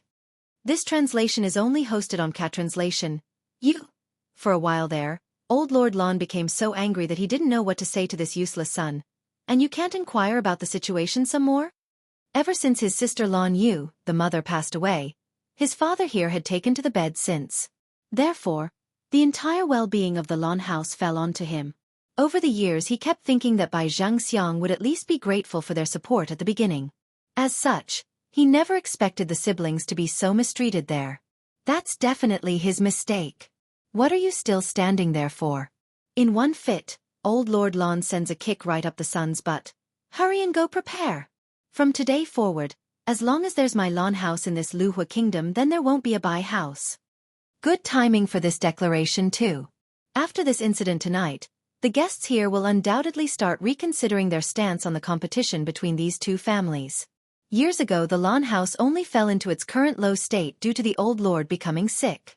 But now, old Lord Lan's not only safe and sound, he also got a sky-class demon bird as his mount. This instantly propelled their family back into the first-rate noble family league. However, the Bai house also has a crown princess as their daughter. That's something the Lan house can't compare with. Don't take it for face value that Ditsong would favor Bai Yan. There's no way the royal family would allow someone unclean like her to marry the sovereign prince. Furthermore, it's rumored that His Majesty intends to marry the youngest daughter of the Bai house to Ditsong. Bai Yan, where did you get this searing flame phoenix from? Old Madame Lan gently holds onto her granddaughter's hand, her mouth a heartwarming smile. I saved its life before, that's why it submitted to me. And since its grandfather's birthday, I decided to give it as a gift. That sort of story was more plausible. There's no way Bai Yan can possibly subdue a sky-class phoenix. Also, it said that demon beasts are easy to be thankful if their lives are saved, which made perfect sense here for the guests and the Lan family members. Cousin. Grinning the entire way, Lan Xiaoyun used the sweetest voice in the world. My birthday is coming soon, when will you go save some more demon beasts to give me? If you like this translation, consider donating for an extra release or simply turning off ad block helps too. Go do a big thing too. Bai Yan didn't even need to think about it. Nodding, she answered outright. Alright, what sort of demon beast would you like? Fox, I like foxes. They are furry and cute. Fox. That's easy. Sweetly smiling. When it's time I will have the foxes ready and you can choose from the batch. There are too many foxes around her son, so it's good to have the girl pick one among the followers. The careless remark from her definitely made waves among her family. But Deet Song on the other hand had other ideas in mind. Tightening his lips into a bloodthirsty grin, he looks to Bai Yan like a winner inside a battle. This translation is only hosted on Cat Translation without deviating from the expected outcome. Bai Yan herself also noticed her own folly here after seeing that gaze. Shit. How did I forget he's still there? Fox. Just as Bai Yan was trying to come up with a countermeasure, the man had already come up from behind. Cold and numbing, that whispering voice in her ear instantly gave her goosebumps. I'm also looking forward to seeing those foxes. Slightly losing her composure, she wanted to say more but was interrupted by a loud bang. In the middle of the hall, the same silvery wolves as well as that throne was there again. Walking over in big strides, Deet Song ignored everyone and took his seat. Like how he came before, he disappeared into the night sky in the same manner. Cousin, how did you and Lord Song meet? Lan Xiaoyun, girl cousin, became very excited, her expression a bit naughty. That Bai Ji's been dreaming of becoming the man's wife for so long. To see her eat a bad one here tonight. It's so satisfying. In particular was the picture of Deet Song embracing Bai Yan. For some unknown reason, the girl found the two very suitable for each other. Uncle, did my brother not show up for tonight's banquet? Bai Yan turns to Lan Yu and asked. A bit startled, the man nods. That's right, he didn't show up. Slightly wrinkling her brow, Bai Yan knows her brother's character enough that he won't miss this important occasion. It can't be. Something's happened? Uncle, can you send someone to inquire about his condition? I still have something to do. Okay, he nods. But what do you need to do? An evil smile came as a result of that question. Turning to her younger cousin Lan Xiaoyun, Bai Yan asks, do you want to come do something big with me? Exalted by the question, the girl squeals with excitement. Yes. I want to come along. Let's go, cousin, I want to. Let's go then. Pulling the girl's hand, Bai Yan moved swiftly across the streets. During this hour it's already considered quite late for the night. Nevertheless, there remains a certain figure out and about. This was none other than Bai Ji that's currently kicking the pebbles on the floor. Whenever she thought of the scene with Deet Song and Bai Yan tonight, her heart would be panged with jealousy. It's almost like thousands of ants were biting in her heart. Then at this moment, she suddenly saw another figure standing under the moonlight up ahead. Bai Yan. Taking advantage of the glow of the moon, she now got a better look at that hateful face. Gnashing her teeth. Why are you here? What you should care about isn't why I am here. It's whether or not you can safely return to your home. Slow and steady in her advancement, Bai Yan's smiling face became intimidating and dangerous. Bai Yan, what are you trying to do? Stepping backwards, she gulped. For some unknown reason, a sense of dread and fear gripped Bai Ji's heart right now. If you like this translation, consider donating for an extra release or simply turning off ad block helps too. Flower Brothels Hua Luo. Cousin, Lan Xiaoyun nervously tugs at Bai Yan's sleeve. Who is this woman? Is she here to seek you? She didn't answer the question, only smiling at the newcomer. Hua Luo, you seem to be late. Ho ho ho, giggling at the remark, the woman jumps off the eagle in one smooth swing. I met a little trouble on the road.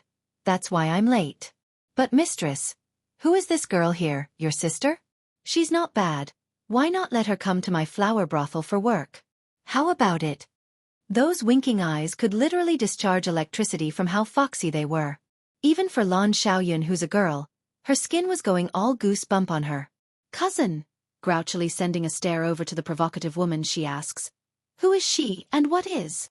This translation is only hosted on Translation. Lan Xiaoyun wanted to say flower brother in the end, but her hands reflexively cupped her own mouth to keep it in. That flower brothel? Hua Luo, Xiaoyun is still a child. You mustn't scare her. Bai Yan didn't get angry at the little tease. She knew long ago this subordinate of hers would be like this. Besides, she's not the type to suppress her people's true nature. That's not her style. Mistress, I'm only playing with her a little. Giggling again, she sends a charming smile at that little face hiding behind Bai Yan. No matter how courageous I am, I would never dare do something as to send your cousin there to receive clients. Flower brother, on the surface it's a place where men could to play with women if they have the money. But in reality, it's an intelligence agency. Even now, no other forces out there know exactly how much information this power has in its vault. This fact was no secret among the powerful forces out there in these lands. Rather, it's the ordinary folks who have clue about this organization and continues to take it as nothing more than a brothel.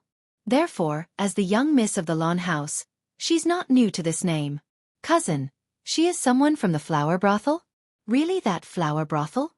Lan Xiaoyun pulls at Bai Yan's sleeve, her lips trembling as she asked, why would she be calling you mistress? There's no mistake, she's the keeper of the flower brothel, Hua Luo. Bai Yan didn't deny it. Due to the extreme shock of the news, Lan Xiaoyun nearly fainted on the spot. Never in her dreams did she expect the true master behind the flower brothel would be her own cousin here. Oh heavens! Is there anything in this world more explosive and sensational? Cousin, hurry and tell me, how did you become the master of the flower brothel? They are an entity that can stand up to the royal family, a power that can crush the Bai family. Flushed red from being overexcited, the girl nearly couldn't breathe there. If this matter becomes known to grandfather, it's likely he will faint from excitement. I will tell you later about that. Making a faint smile, Bai Yan shifts her gaze back to Hua Luo. There is one thing I want you to do. As soon as she heard Bai Yan was getting down to business, Hua Luo's expression turned serious. Mistress, please instruct me. I suspect my mother's death must have something to do with Yu Rong. You are to thoroughly investigate this matter. In addition, you are to find out the activities of every member of the Bai house over these years, cold in her gaze, including Yu Rong's history before she married into the Bai family. Raising her head in surprise, Hua Luo looks to the woman she calls mistress and found a chill running down her back. The Bai family has done too many evil things over the years. Even if I destroy them now, it won't be enough to make up for their sins. I must ruin their reputation so they can never stand up again. If you like this translation, consider donating for an extra release or simply turning off ad block helps too. Xiaochen searches for uncle, inside the ancestral hall of the Bai house. Bai Xiao was currently leaning against the wall behind him as a burning flame courses through his body. Little Rice, I think this is where uncle is being kept. Let's go inside and see. From outside the door, a young tender voice drifts inside this quiet building. Bai Xiao wanted to call out, but by the time he opened his mouth, nothing came out due to how parched his throat was. Creak, the door to the ancestral hall slides open, catching the attention of the barely conscious occupant inside. From his narrow eyelids, the young lad can see his precious nephew standing there looking at him. Uncle! Upon seeing the young man lying there on the ground, the little boy rushes inside with his white kitty. Plopping to the floor, the first thing Bai Zaken attempts to do was to touch his uncle's forehead only to be shocked by the heat. Oh no, you have a fever! This translation is only hosted on Translation, although a martialist definitely had a stronger body with a better immune system. But that doesn't mean they won't get sick. I'm okay. That voice was harsh and dry. Likely afraid his nephew would be worried for him, Bai Xiao barely manages to force a smile. Xiaochen, how did you get in here? Mother is worried about you, so she had Little Rice come find you. However, I miss you too, so I came along. From beginning to end, Bai Xiaochen's small little hand had never stopped moving. Sorting through his deep pocket, he brought out a pile of small bottles and jars, all of which are filled with Dan pills of various effects. I'm sorry, uncle, but I didn't learn any medical skills from mother. I don't know which of these can cure you. Since childhood he only had interest in poison. As for the methods of saving others, he honestly didn't have a clue. Maybe. A glow fills the boy's eye as he raises his head. Maybe you can try them all? This is. Looking down at the indicated containers, doubt could be seen in Bai Zhao's gaze. Still as innocent and bright as ever. These are mine and Little Rice's snack collection. Mother prepared them for us. Snacks. Looking at that small delicate face, a current of warmth filled Bai Xiao's heart. There's no need. You two keep it for yourself, okay? In that instant, disappointment promptly replaced that smile. I thought Uncle would definitely like my snacks because my 3 grandchiefs would always fight over them. Twitching in the mouth, Bai Xiao thought he was hallucinating there for a moment. Fight for some snacks? How old are they to do something so childish? Dummy little master. Little Rice makes a disdainful look. Do you think humans are all like us, able to eat Dan pills like snacks? If you have him take all of these, then watch him explode. Blinking his innocent eye, the boy clearly didn't get it. I am Mother's son and Uncle is Mother's brother, why can't he eat them like us? Rolling his tiger eyes at the ridiculous question, Little Rice went ahead to ignore the child and began rummaging through the bottles with his claw. A short moments later, he found a certain bottle and hands it to Bai Xiao. If you take one, then your cold will be better. In honest truth, Bai Xiao was a little frightened because this was the first time he's ever heard of someone using Dan pills to treat a cold. But looking at that anticipating eye of his nephew, he can't bear to disappoint the child. Uncorking the container, he carefully pours the content out. If you like this translation, consider donating for an extra release or simply turning off ad block helps too. Revenge for Mother 3. Catching onto Yu Rong's hair, the fox's claw went deep, so deep that it even ripped out a portion of her scalpel skin. This instantly causes the woman to scream with pain. You little beast, how dare you hurt me? In her fit of rage, the panicking woman makes an attempt to swipe at her attacker to knock it off. Not missing the danger coming its way, the fox immediately swung to the side and escaped the hand, all the while not forgetting to make a mocking face at its victim. This of course causes Yu Rong to go green with rage. Someone come catch this stinking fox. Wiping the seeping blood from her scalp, she yelled in frustration. It didn't take long, merely seconds for a group of guards to rush inside. Swish! Knowing it's time to bolt, the fox makes an outstanding somersault into the air and attempts to make one final landing on Yu Rong's face. Thankfully for the woman herself, her reflexes are relatively fast. Otherwise, she could have expected some serious scars on this swipe.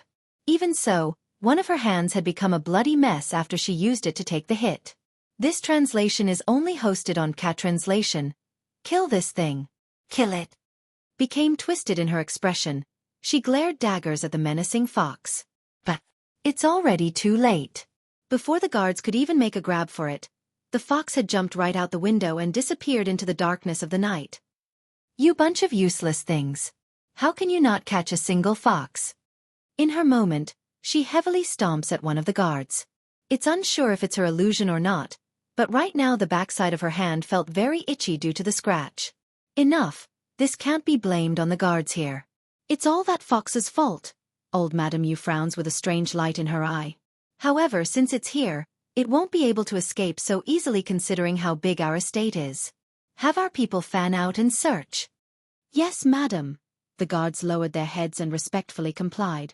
As soon as the guards retreated, the old woman promptly shifted her gaze back at her daughter. Did you forget what I told you before? No matter how dissatisfied you are, you cannot show it in front of the public. But the fox is too vexing. Just the thought of that little thing was enough to make her veins pop. Furthermore, the itch on the back of her hand was starting to get worse. At this rate, she might even scratch the skin off. Don't worry, it won't be able to escape our grasp.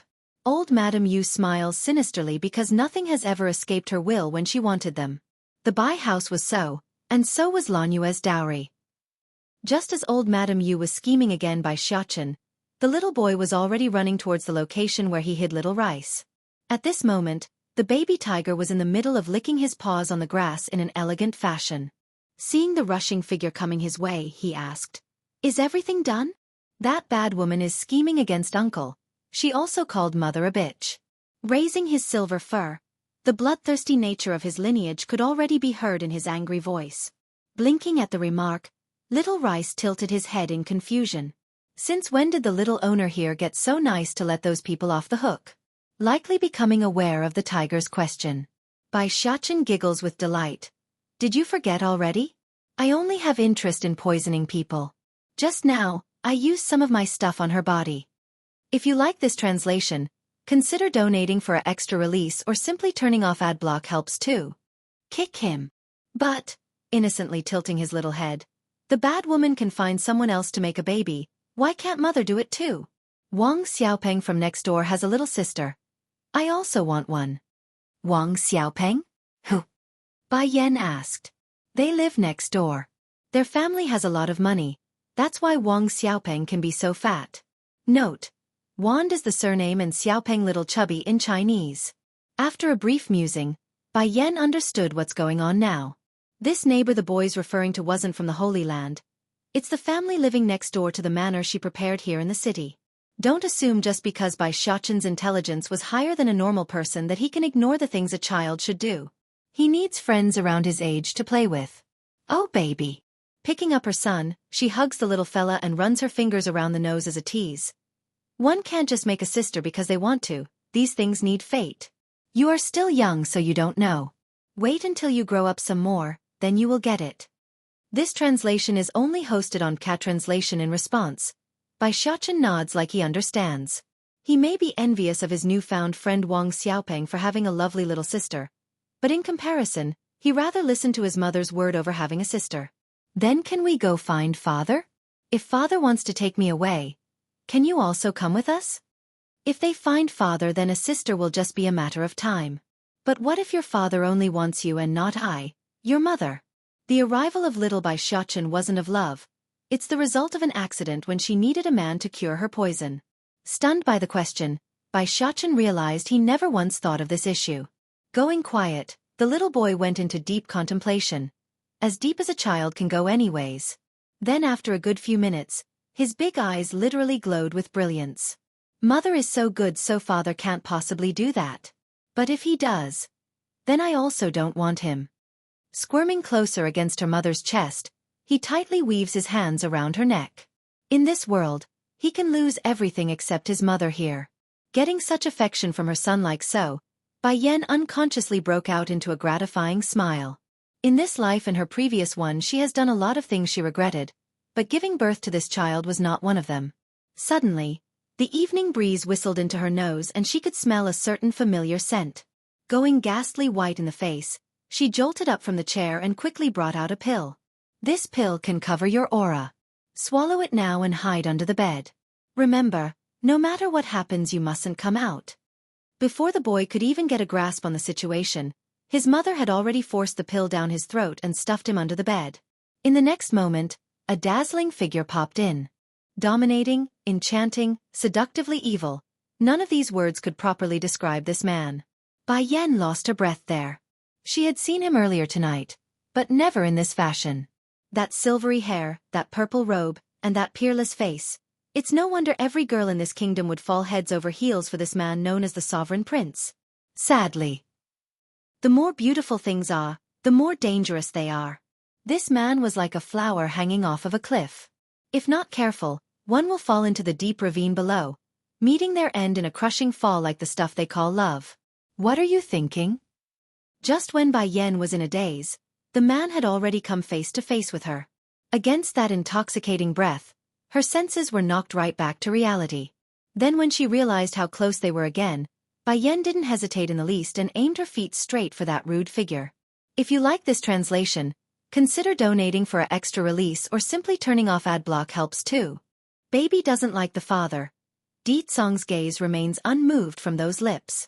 His deep voice sounded like he's suppressing some sort of emotion. You're hurt. Why didn't you say anything? The glaring blood stain only made his heart ache like it's been torn apart. Have you given me the opportunity to say? Bai Yan sneered. Her lips been blocked by him, so how was she supposed to tell him? Moreover, even if she did say it, would he have relented? Bai Yan. Deet Song approached again, his voice hoarse as he spoke. You still owe me 9 kisses. I will take them back one at a time.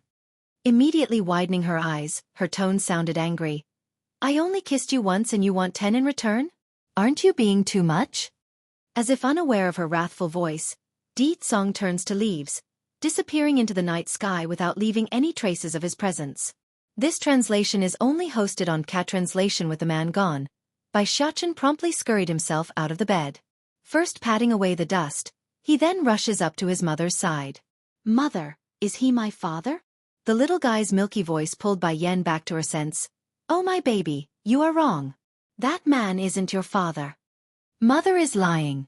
Bulging in his cheeks, he looks like a steaming meat bun at this moment. He's clearly my father. But I don't like him. His voice a little sulky as he said the last part. It's not easy to learn of who his father was, yet he didn't like the man at all. Why? Bai Yan asked. He is too fierce. Bai Xiaochen pinches his lip to the side unhappily.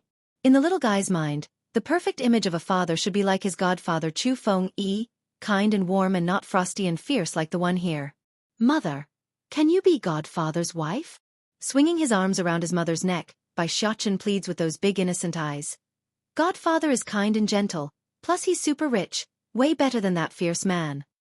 If he did not know that the man was his old man, he would have long rushed out to fight when they were making that racket above his head. Recalling the kiss again, Bai Yan became a little embarrassed. He's not bullying me. Also, that kiss was started by her first. I saw everything. The boy's cheek was flushing from how steaming he was. That evil man bit you and made you bleed. No way I will like someone like that.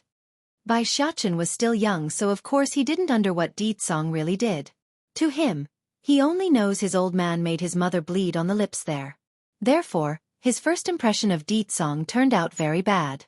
Mother, I know it's because of that bada being too strong and that you don't want him to take me away. Fear not though, I will quickly grow bigger and when I do, I will bite him instead if he dares to bully you again. Warmed by her wonderful son's statement, Bai Yan felt like everything she's endured thus far was worth it. Xiaochen, during this time I won't go back to the estate, but I will have your auntie Huoyuo look after you. Once we are done here, I will take you away and never let that bastard find us again. A bit aggrieved that his mother won't be around with him for the next while, he nevertheless nodded. Don't worry, mother, I will be good. But you must promise me that once you are done you must come find me and not leave me behind. If you like this translation, consider donating for an extra release or simply turning off ad block helps too. The Queen Dowager Summon 1. Next day, the early morning light of the sun had just sifted through the windowsill when a loud ruckus suddenly broke the serenity of the room from the outside. Wrinkling her brow at the commotion, Bai Yan gradually opened her sleepy eyes to find the nesting boy in her arms already gone. Just that. The temperature still lingering on the bed sheet proves he was still here not long ago. Cousin. Boom. Rudely barging through the door, Lan Xiaoyun, girl cousin, appeared to be in quite the good mood based on how cheeky and gloating her face was. What happened? Seeing her cousin like this, Bai Yan can already guess something must have happened while she was asleep. This translation is only hosted on Cat Translation. Cousin, do you remember you had my father go find cousin at the Bai house after dinner? A gleeful smile escapes the girl. Last night my father had a falling out with that Bai Xiang. The bastard tried to stop him from seeing Bai Xiao, but my father forced his way inside regardless. Oh! Pricking her brow, Bai Yan became a little confused here. How is this considered a good thing? Of course this isn't it. What I want to say is another thing. A cunning and sinister light beams out of the girl's eye. When my father and his people forced their way into the inner quarter of the manor, they saw you roam going crazy. It's like she's possessed, constantly scratching her hand, and most importantly, she started to strip dance in front of the public. Sinking in her complexion, Bai Yan can already guess it's her son's doing. Nevertheless, she had to admit, it's beautifully done. Cousin, are you not happy? At the time many people saw Yu Rong's nude body. Though the girl's face was flushing at her own statement, the excitement in those eyes cannot be hidden. If I had known Yu Rong would start strip dancing, then I would have had my father bring more people over to the Bai house. Thinking of the torture faced by her cruel stepmother, Bai Yan's lip inexplicably formed a smirk. The pain she inflicted on me years ago will be repaid one step at a time, and it will be I who will do it. Tilting her head, Lan Xiaoyun blinks and blinks with confusion. Why does her cousin here look like she knows who's responsible? Facts. All of a sudden, the young girl recalled a certain detail her father mentioned to her this morning. It said that the Bai house was in the middle of searching for a fox last night, which coincided with the fox they encountered on the road yesterday. Instantly, her eyes sparkled with realization. Cousin, can it be you? Stretching her arms like someone that's just awoke, Bai Yan interrupts the girl's questioning. I'm going to wash up, so why don't you go outside for now? No. Lan Xiaoyun became all mopey. I haven't even finished what I wanted to say yet and you already want to drive me out. There's more? It's like this. Grandfather tasked me to inform you that the palace has sent for you. Her Highness the Queen Dowager is seeking your audience today. But since you were still asleep earlier, he wouldn't let me disturb you. Dowager? Bai Yan went quiet at the information she got. Her impression of the Queen Dowager wasn't deep, but she did learn that the relationship between her mother and the old queen was so good that she wanted Lanue to marry into the palace. However, due to her mother rejecting the idea, the outcome was the Queen Dowager taking Lanue as her goddaughter instead.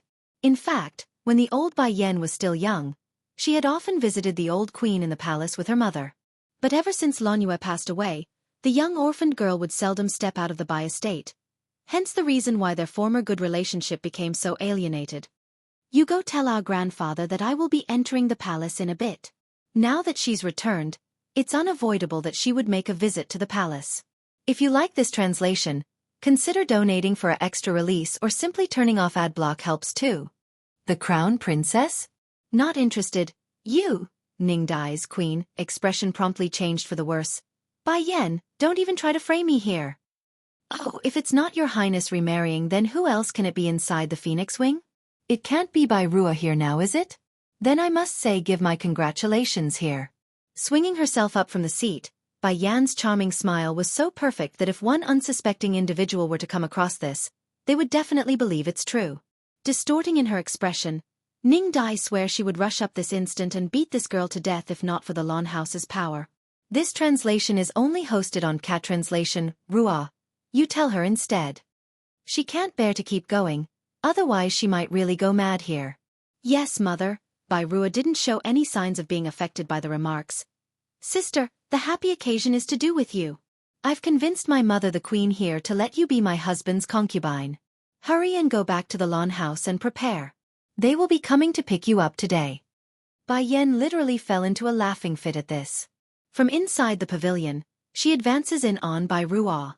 Back then your Bai family wanted to sell me off to an old man as a concubine. Now, you are trying it again today. In your people's eye, do you think I'm only capable of being another's concubine? Slightly distorting in her face, not even Bai Rua can keep up with her act when being pointed out in the open. I don't know what you are saying, my sister. When have we ever tried to sell you to an old man? Even if you don't like me, you can't frame me like this. I know, sister, you hold a lot of opinion on me, so to suit this, I'm willing to offer you the position of crown princess if you wish. Rua! Ning Dai yells out in protest. Have her become the crown princess? Based on what? Your stomach is good and gave the royal family a son that can cause the animals of this world to prostrate in worship, while this unclean woman here only knows how to pair up with some wild man. Animal, prostrate in worship? A strange light came out of Bai Yan's gaze after hearing this. She had long known Bai Rua had lied about this and used the incident to give her son a halo, but to hear it in person, she simply can't resist chuckling at the shamelessness. If you like the title of crown princess, then go ahead and keep it for yourself. Slowly coming up to the woman, Bai Yan puts on the aura of a superior being. I, Bai Yan, am not interested. She did not deliberately press down her voice, thus allowing the queen over there to hear every word of it. It's truly a strange occurrence here. When Ning Dai heard the girl was coveting her son earlier, her first feeling was disgust. But hearing it in person that Bai Yan wasn't interested, her immediately reaction became anger instead. Bai Yan, how dare you? My son is so excellent that it's not even an insult to make you his bedding maid. Now you dare to resist my order? Resist royal authority. Someone come, take her away. Wait! Bai Rua suddenly breaks in. Hurrying to run over, she was ready to pull at Bai Yan's hand when the most unexpected happened. Beaming a cold light in her iris, Bai Yan didn't give any signal and directly jerked her feet upwards to land a tremendous kick at Bai Rua's chest. Like a doll, she shot out like a cannonball across the air. Literally, every person present was left utterly shocked here. Even the queen herself was left stunned. Bai Rua was a recognized genius. Otherwise Ning Dai never would have allowed the girl to marry her son. But now, one kick and she's sent flying? If you like this translation, consider donating for an extra release or simply turning off ad block helps too. The queen makes a fool of herself too. Going stiff in the body, it appears Ning Dai had become overwhelmed by that frightening aura. Gritting her teeth. We're leaving, Rua, let's go. Stunned by the order, Bai Rua could only look at the departing queen's back in shock and disbelief. As the queen of the harem, she would cower in front of Ditsong? Can this man really be that powerful? 1. The man's voice was oppressive and cold, forcing Bai Rua to turn ashen with fear. Not wishing to face the ire of this man alone, she hurries to chase after the queen from the back. This translation is only hosted on Cat Translation. Taking this all in, Bai Yan's eye reveals a sinister light as she smiles at the departing figures. But then, a deep low growl came into her ear. Next moment, she found herself being pressed against the wall. The eyesores are gone now. Bai Yan, don't you think it's time you give me some explanation about your pre-marriage pregnancy? This man. Talk about changing face faster than flipping a page. Shirking, Bai Yan faces that handsome face head-on. Why do you ask when you already know? I, Bai Yan, hooked up with another man while being unmarried. Then I got pregnant and eloped. What else is there to say? Bai Yan. Ditsong's eyes looked irritated. Are you going to confess only after I shove the evidence in front of you? In the end, he couldn't resist falling back into his same old demeanor. At the beginning, Ditsong only wanted to prove this woman to be the very same person who raped him back then so he can make some payback. But now, after listening to Bai Yan's own word that she hooked up with another man, there's suddenly a burning urge for Ditsong to take her right here and now on this spot. Ditsong. Tilting her head, she smiles knowingly. Why are you constantly hanging around me? Can it be you fell in love with me? Love.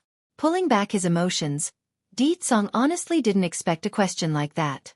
For hundreds of years, he's never had any feelings for the opposite sex, let alone talk about love. Love. What a joke. When have I ever fallen for a woman? Bai Yan, you better hope I don't find out back then it's you. Otherwise. Threatening in his voice, he first swept his gaze at that chest, then at the bottom half. It's too obvious in what Ditsong means by that. Now Bai Yan was already regretting in what she said. If she knew today would turn out like this, then years ago she would rather self-incinerate than to be stuck in this unending relationship with this horrible man. You are a man, Ditsong. Is it so bad that you must pursue the matter to this end? Making a hair-raising smile, the man comes clean. I originally only wanted to give some payback, but now it seems that aside from raping me, the woman also kidnapped my child. That's a scenario even worse than before. Shuddering at the remark, Bai Yan wanted to flee this instant and go back to the Holy Land. Thankfully, she can tell Ditsong still hasn't confirmed the existence of her son just yet. Otherwise, they wouldn't be here talking like this here. I never met you before. Bai Yan didn't want to meet that dangerous gaze. And my child isn't yours. Besides, that child is lost long ago. When these words came out, she definitely felt that big hand shuddering at her statement. It's unsure why, but she involuntarily shifted her face to the side to hide her guilt. You think I will believe you? The man forces her chin up, rousing her eyes to meet his. You are too scheming, I won't be blinded by your lies. If you like this translation, consider donating for an extra release or simply turning off ad block helps too. Ditsong's might 1. And you will always only be worthy of being a consort. A being that can only stand in the dust while looking up at me. Back over at the Bai house. Bai Ji was currently sobbing away in the arms of her father, soaking the man's clothes in the process. Since you are fine now, then get some rest. As for your grudge, I will get it for you, my daughter. Thinking about what's happened with his family recently, Bai Xianxia heavily rubs his temple to soothe that ache. First of all was his wife Yu Rong inexplicably going crazy, causing him to lose all his face in front of the public. Then it's his youngest daughter being beaten up and tossed in front of the gate. With all that happening, how can he not be bothered? Family chief. Exactly at this moment, the housekeeper reverently came through the door and said, Eunuch-Li is here at our home. He's carrying a decree from Her Highness the Queen and it's meant for third miss here. This translation is only hosted on Cat Translation. Queen's decree? Bai Ji became stunned by this. Why would Her Highness send a decree for me? Daughter, let us first go receive it first. Don't let the man wait too long. Bai Xiangxiang's tight brown finally loosened. Someone come, help my daughter get dressed. Yes, chief. Hearing the call, the two waiting maids outside the doorway entered the room, and through their efforts, Bai Ji now dons a yellow dress of exceptional quality. Due to the unknown of what awaited her, Bai Ji was rather nervous when heading out. Inside the main hall, Eunuch Li was quite enjoying himself by sipping away at the tea prepared for him. Nevertheless, the man didn't need to wait long because Bai Xianxia and her daughter soon came rushing out from the back as expected. The young maiden was very beautiful right now. A natural beauty even without the use of makeup. What pleasure do we have for Eunuch Li to make a personal visit? This Eunuch Li was the most favored man under the queen, so it's imperative that Bai Xianxia show his respect. I am here under her queenship's order to pass on her decree to give Miss Xi over there. From that pruned face, a wrinkled smile comes out as he stood up to meet the two. Now come on, kneel so I can hand you this wonderful news. Blinking in surprise, Bai Xi rushes to the floor following her father's lead. Xi of the Bai house is fair and virtuous with outstanding talent. Therefore, such a rare woman deserves a man of equal talent.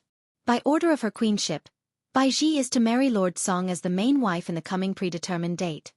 This was indeed a huge surprise. Blinking in absolute astonishment, Bai Xi didn't even know how to take it all in.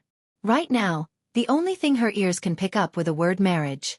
Miss Xi, congratulations to you. Her queenship has already ordered the heavenly inspector to find a good day for you. At that time, you will officially be Lord Song's official wife. The smile on that old prune became even deeper. Don't assume just because he's the most favored eunuch under the queen that he can do whatever he likes. There's no way he would offend the Bai house in its current state. One was already the crown princess, while the other will soon be Lord Song's main wife. Who in this kingdom can still fend off that sort of connection? Daughter, what are you waiting for? Hurry and go forward to receive the decree from Eunuch Li's hand.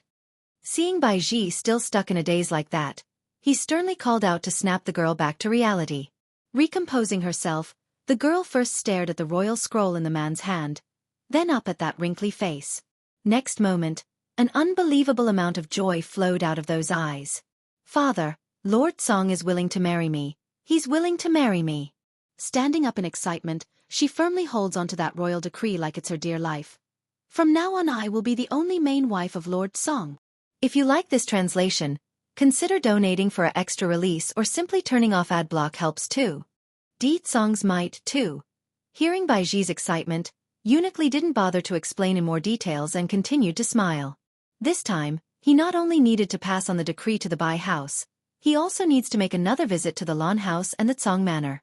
It didn't matter anyways in the man's view. Now that the queen herself had made the decision, there's no way Lord Song would dare resist the order. Miss Xi, I still have other business to attend to. I shall take my leave first. This translation's in only hosted on Cat Translation. Someone come.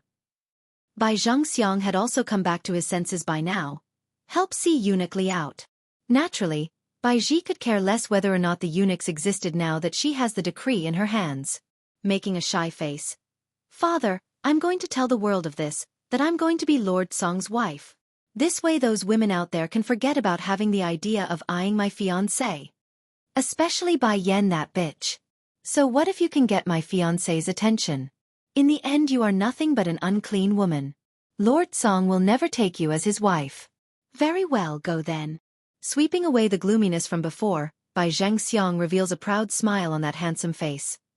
Also, go take a trip to the Lan house and have them attend your wedding ceremony. I want those people to know that my daughter will always be the best. As for Bai Yen, nothing but an unfilial daughter that's been expelled from her family. Yes, father, I will do that. Sticking out her tender tongue in happiness, she hastily runs out of the estate with the decree still in hand. In truth, even if her father doesn't tell her to, Bai Xi would definitely make another visit to the Lan house to gloat. Song Manor, majestic and mighty in its appearance. Even the two golden lion statues at the gate seems to come alive at a glance. This left Eunuch Li quite scared by the imposing image before him. You go make a visit to the Lan house. Turning to the little eunuch following behind himself, Eunuch Li orders the boy. Directly pass the queen's decree and order Bai Yen to become Lord Song's concubine. He has already finished the task of pleasing the main wife, so of course he wouldn't need to bother with a measly consort. Making a slight bow, the young eunuch accepts the order and went ahead to carry out his order. Alone again, Eunuch Li was ready to step inside the estate when the two standing guards stopped him at the entrance. Halt! His lordship has ordered. No one is allowed inside without his explicit order. Gently knitting his brow over the fact that he's been left standing outside. I am here to pass on the queen's decree. Please have Lord Song come out to accept it. Queen's decree? The two guards exchanged a look with each other, their foreheads beginning to seep sweat. The lordship's order is absolute. No matter who comes, there will be no exception. Eunuch Li's forehead became tighter and tighter. Hastening to step forward another step, his sharp voice cries out again. By the Queen's decree, please have Lord Song come out to receive his order. Echoing in the air, that voice wouldn't scatter even after a long time. Seeing there's no response from the inside, he wanted to try again when an overbearing and tyrannical voice cuts him off. Scram! Scram? Those old eyes widened in disbelief. This Lord Song is really acting like that? I'm here on behalf of her queenship and he actually dares to have me scram? Drenched with sweat, the guards knew their lord was starting to get angry. Rushing forward, the two was ready to force the old eunuch away when the man cries out again. Lord Song, I am here to bring a wonderful news to you. The queen has arranged for one of the daughters of the Bai house to marry you. Bai Yan is my woman. 2. Upon hearing the woman's defense, the ministers were all starting to discuss it down below. It's as she says, they had all heard or seen Bai Yan being all intimate with Lord Song at the banquet that night. But the girl's reputation was already so notorious, so how can she possibly be a match for the royal family? Lord Song this. Nangong Yuan became tied in finding a proper response. Ignoring all the rest, Deet Song raises his chin and looks down in a condescending manner at the woman. That Bai Ji is nothing more than a daughter of a woman who lusted after an orphan girl's dowry inheritance.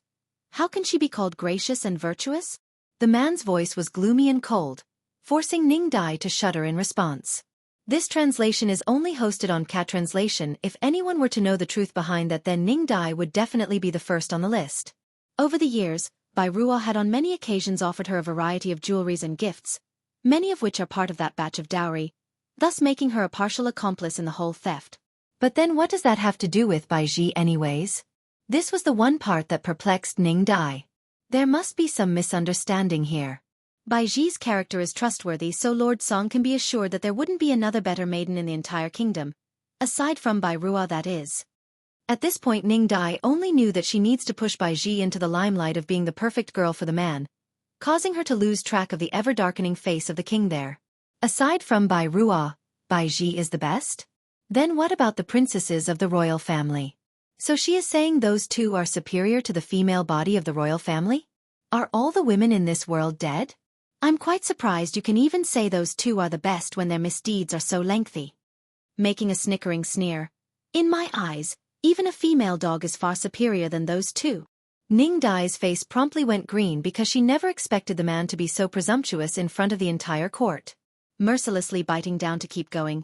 Lord Song, don't you think you are being a bit too much by picking on two weak women? What's so bad about Bai Ji? No matter how I look at it, she's still superior to Bai Yan. Now this time Deet Song couldn't even keep up his angered face. Laughing, he slowly walked up to the kneeling woman with an overwhelming amount of pressure. Firstly, you are in no position to decide my marriage. As the king of the entire demon realm, why would he care to be bound by the rules of the human world? Secondly, Bai Ji is no different from a dog bitch that's in heat. If you lot dare continue your stupidity, I wouldn't mind finding a male dog to start mating with her. Now Ning Dai was truly frightened by Deet Song's remark. She never expected a man could utter such foul and filthy language like that. Thirdly, stopping in his step, Deet Song suddenly squats down in front of the woman and openly grinned. The man that you all keep talking about is me. Bai Yan is my woman. Boom! Like a thunderstorm, the entire crowd were knocked off their senses by that statement. It's too sensational, it's too overwhelming, and it's too unbelievable. Bai Yan's man is him? What does that mean? 6 years ago, I was plotted by my enemies and was poisoned as a result. At the time, I happened to meet Bai Yan by accident and forced my way with her against her wishes. So, if anyone in the future keeps spouting more nonsense, I will see to it that the fool can never see the light of day again. No matter where they run, no matter where they hide, I will hunt them down to the ends of this world. What sort of arrogance, and what sort of strength would a man need to utter such a threat? However, none here would doubt Deet Song could pull that off. The aura coming off of him was simply too overwhelming. Shuddering on the floor, only despair could be found in Ning Dai's pale face right now. How can this be?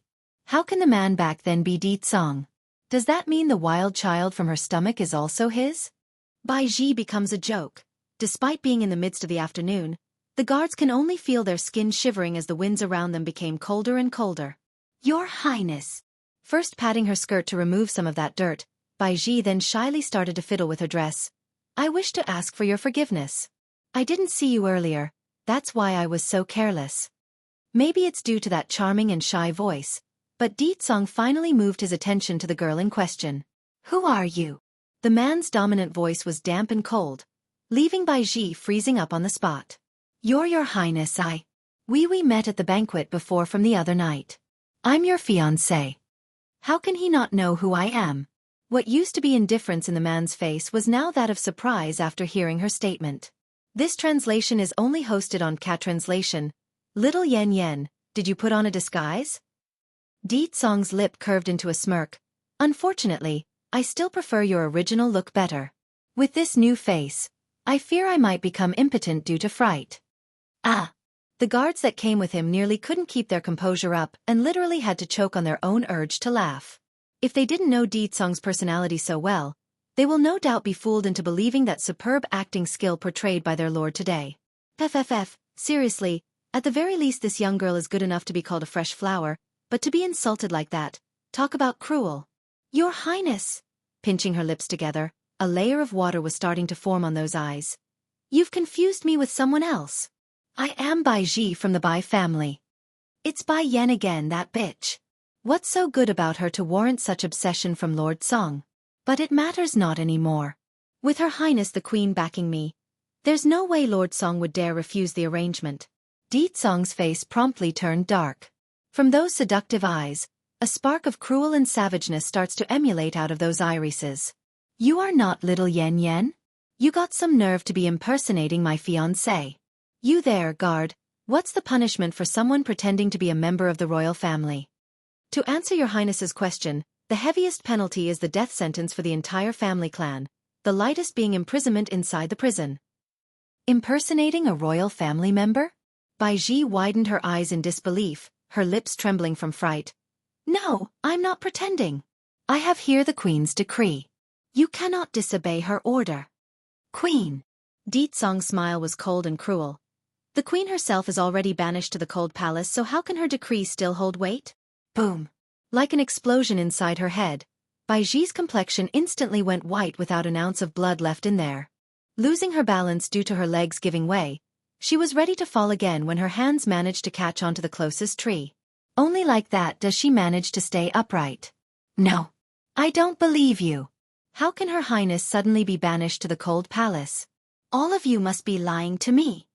When it came to the last part of her sentence, that piercing cry was borderline crazy.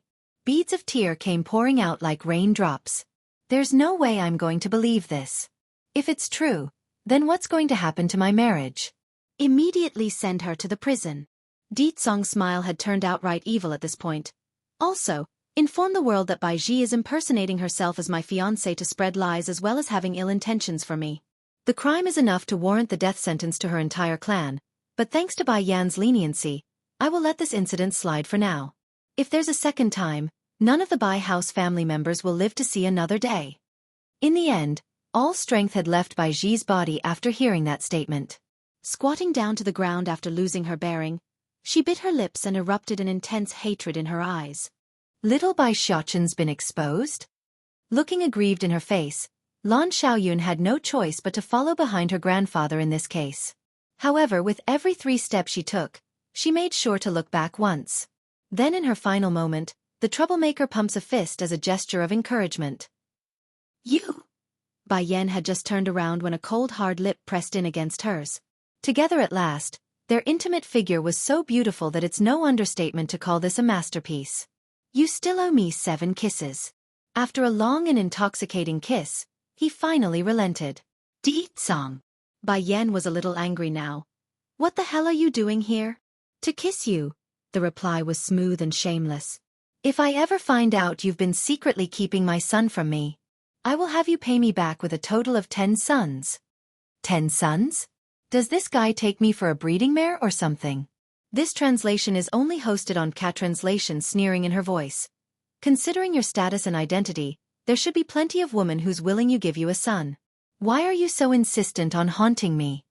So far, only you do not disgust me. Also, only this woman can make his manhood get a reaction. A beam of frost flickered across Bai Yan's eye. This man. Only because I don't disgust him? There are so many women in this world. How can you claim I'm the only one who wouldn't disgust you? What if you encounter another in the future? Making a sarcastic snicker, Bai Yan continued. Then what, have me share a husband with another woman? Unfortunately for you, I will never share my man with anyone. After leaving behind this sentence, she no longer bothered to look at the man behind herself. Instead, she turns to walk for the inner part of the courtyard. Watching the departing figure, Di Tsong's forehead inexplicably turned into a knot like a confused husband. What did I say that's wrong here? This woman has quite the temper. Seriously, when did I say she will share a husband? While still standing on the side, the guards that came with him only had their heads lowered, too afraid to speak. However, they definitely had a lot to say right now. Oh Lord, that's not how you pursue a woman. How can you say you like her just because she doesn't disgust you? There's no woman in this world who would agree to that. That's pretty much what the guards were screaming in their heads. Your Highness! All of a sudden, a man dressed in black descends from the sky. His tone respectful as he spoke. I've just finished my investigation. It's as you suspected. Miss Yan has a close relationship with the mistress, Hualuo, of the flower brothel. According to what I found, it said that Hualuo was saved by Miss Yan several years ago and has since swore her allegiance to the lady. This secret was no easy matter to discover because only those closely related to Hualuo would know this truth. And the man in black continues with his report. Through my investigation, I found out Hualu recently bought a certain estate in the city not long ago. Sneering, Di Tsong's eye lit up with glee. Bai Yan, this time, I like to see what sort of excuse you will make for me. In the eastern part of the city where the street was bustling with life, Bai Xianxia was currently standing in front of a certain manor with his eyes staring intently at the doorway. A little while later, a guard walked out from the inside. Please go back, Lord Bai, my little master doesn't wish to meet you. Sure enough, the man's expression was a little disappointed at the news. This? Then can I inquire about whether or not your little master is Miss Hualuo? A few days ago, he had already learned about the flower brothel buying out this manor, and according to his information, the one to carry out the task was one of the guardians, working directly under Hualuo. The rumored other people's child, serious while also cute in his little face, Bai Xiaochen righteously speaks. Xiaopeng, now it's you who's not right there.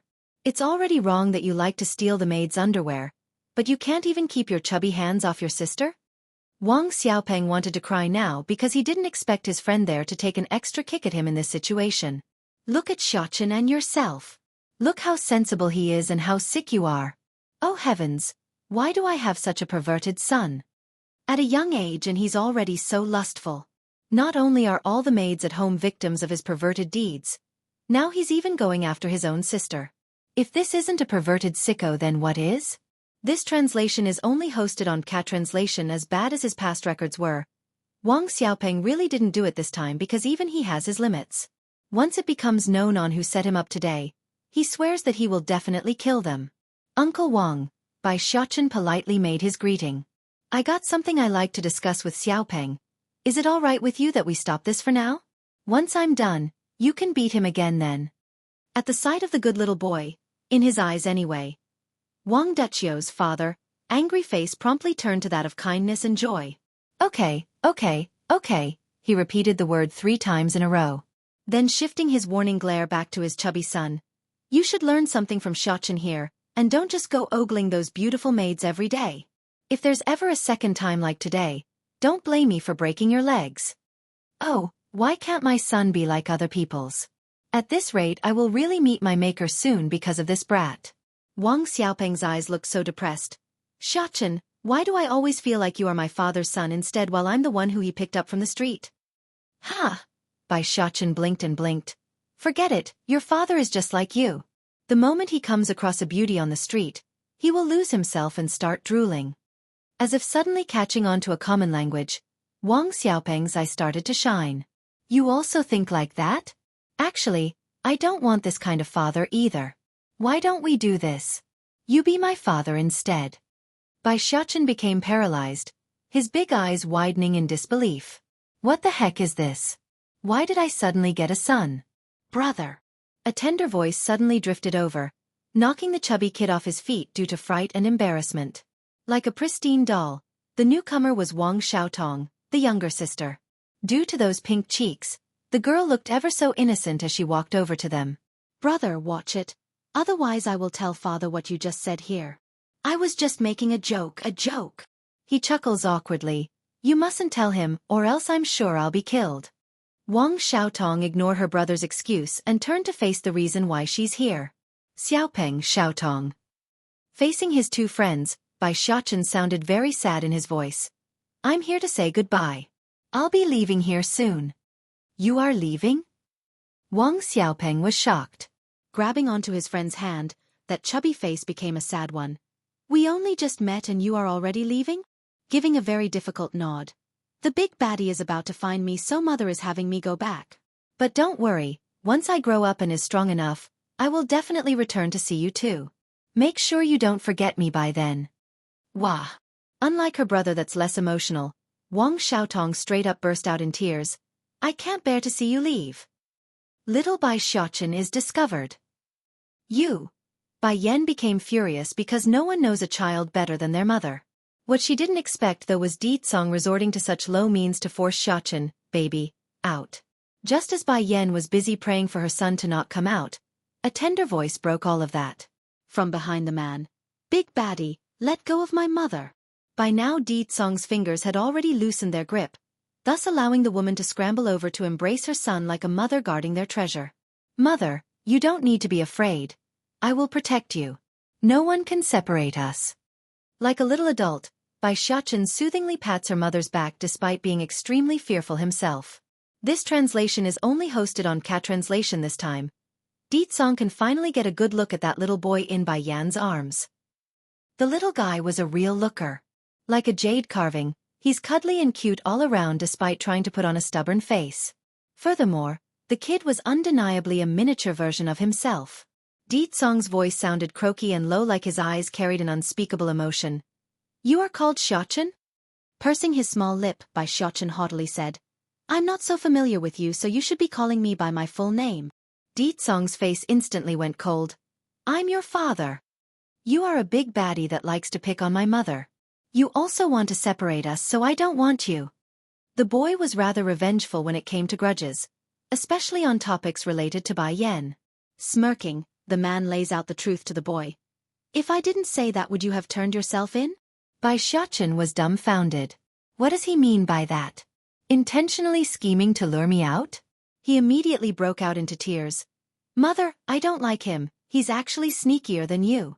I like Godfather more. Godfather? Ditsong gnashed his teeth as he spoke. You still have a godfather? My godfather is gentle and rich, enough to fend off any country. The boy said it in such a proud way that he completely forgot to take notice of Ditsong's surging level of anger. I can lack anything in this world. Just not money. Say it, how much do you want? I will give you whatever amount you ask for. Rich enough to fend off a country? So what? I'm the king of the entire demon realm. That's way better than some measly human kid. Bai Xiaochen's expression was a bit tied there. However, he eventually made up his mind. Those who pick on mother are bad people. I don't want your money. Comparing money to his mother, of course he would choose his mother. When did I pick on her? From Ditsong's view, it had always been this woman leading him on to hurt other people. You can't lie to me. I saw everything while under the bed. You bit my mother's lips so hard that she... Ah! Before the baby boy could finish his words, Bai Yan had already covered that blabber mouth. Giving a guilty glance at the man, she can see Ditsong's face clearly went darker there. So the one hiding under the bed from back then is this kid. His voice was swinging with anger because he's very upset with himself.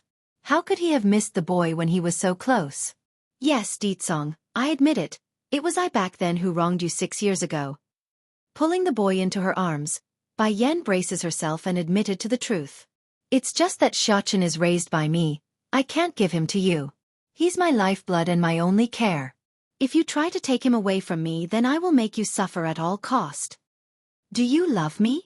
Ditsong's eyes slightly narrowed in as he encroached onto Bai Yan. Suddenly, The atmosphere turned heavy and creates an oppressive air around them. He is my son, so of course he has to follow me. The man looked proud as he said this. And you? After what you've done to me, you still think you can leave on your own? Not for this lifetime. Bai Yan's gaze gradually turned sharp. Then are you trying to push us to the end? If so, I, Bai Yan, would rather self-incinerate than to yield to you. Those words were like a fist, smashing heavily into Di Tsong's heart. This translation is only hosted on Cat Translation.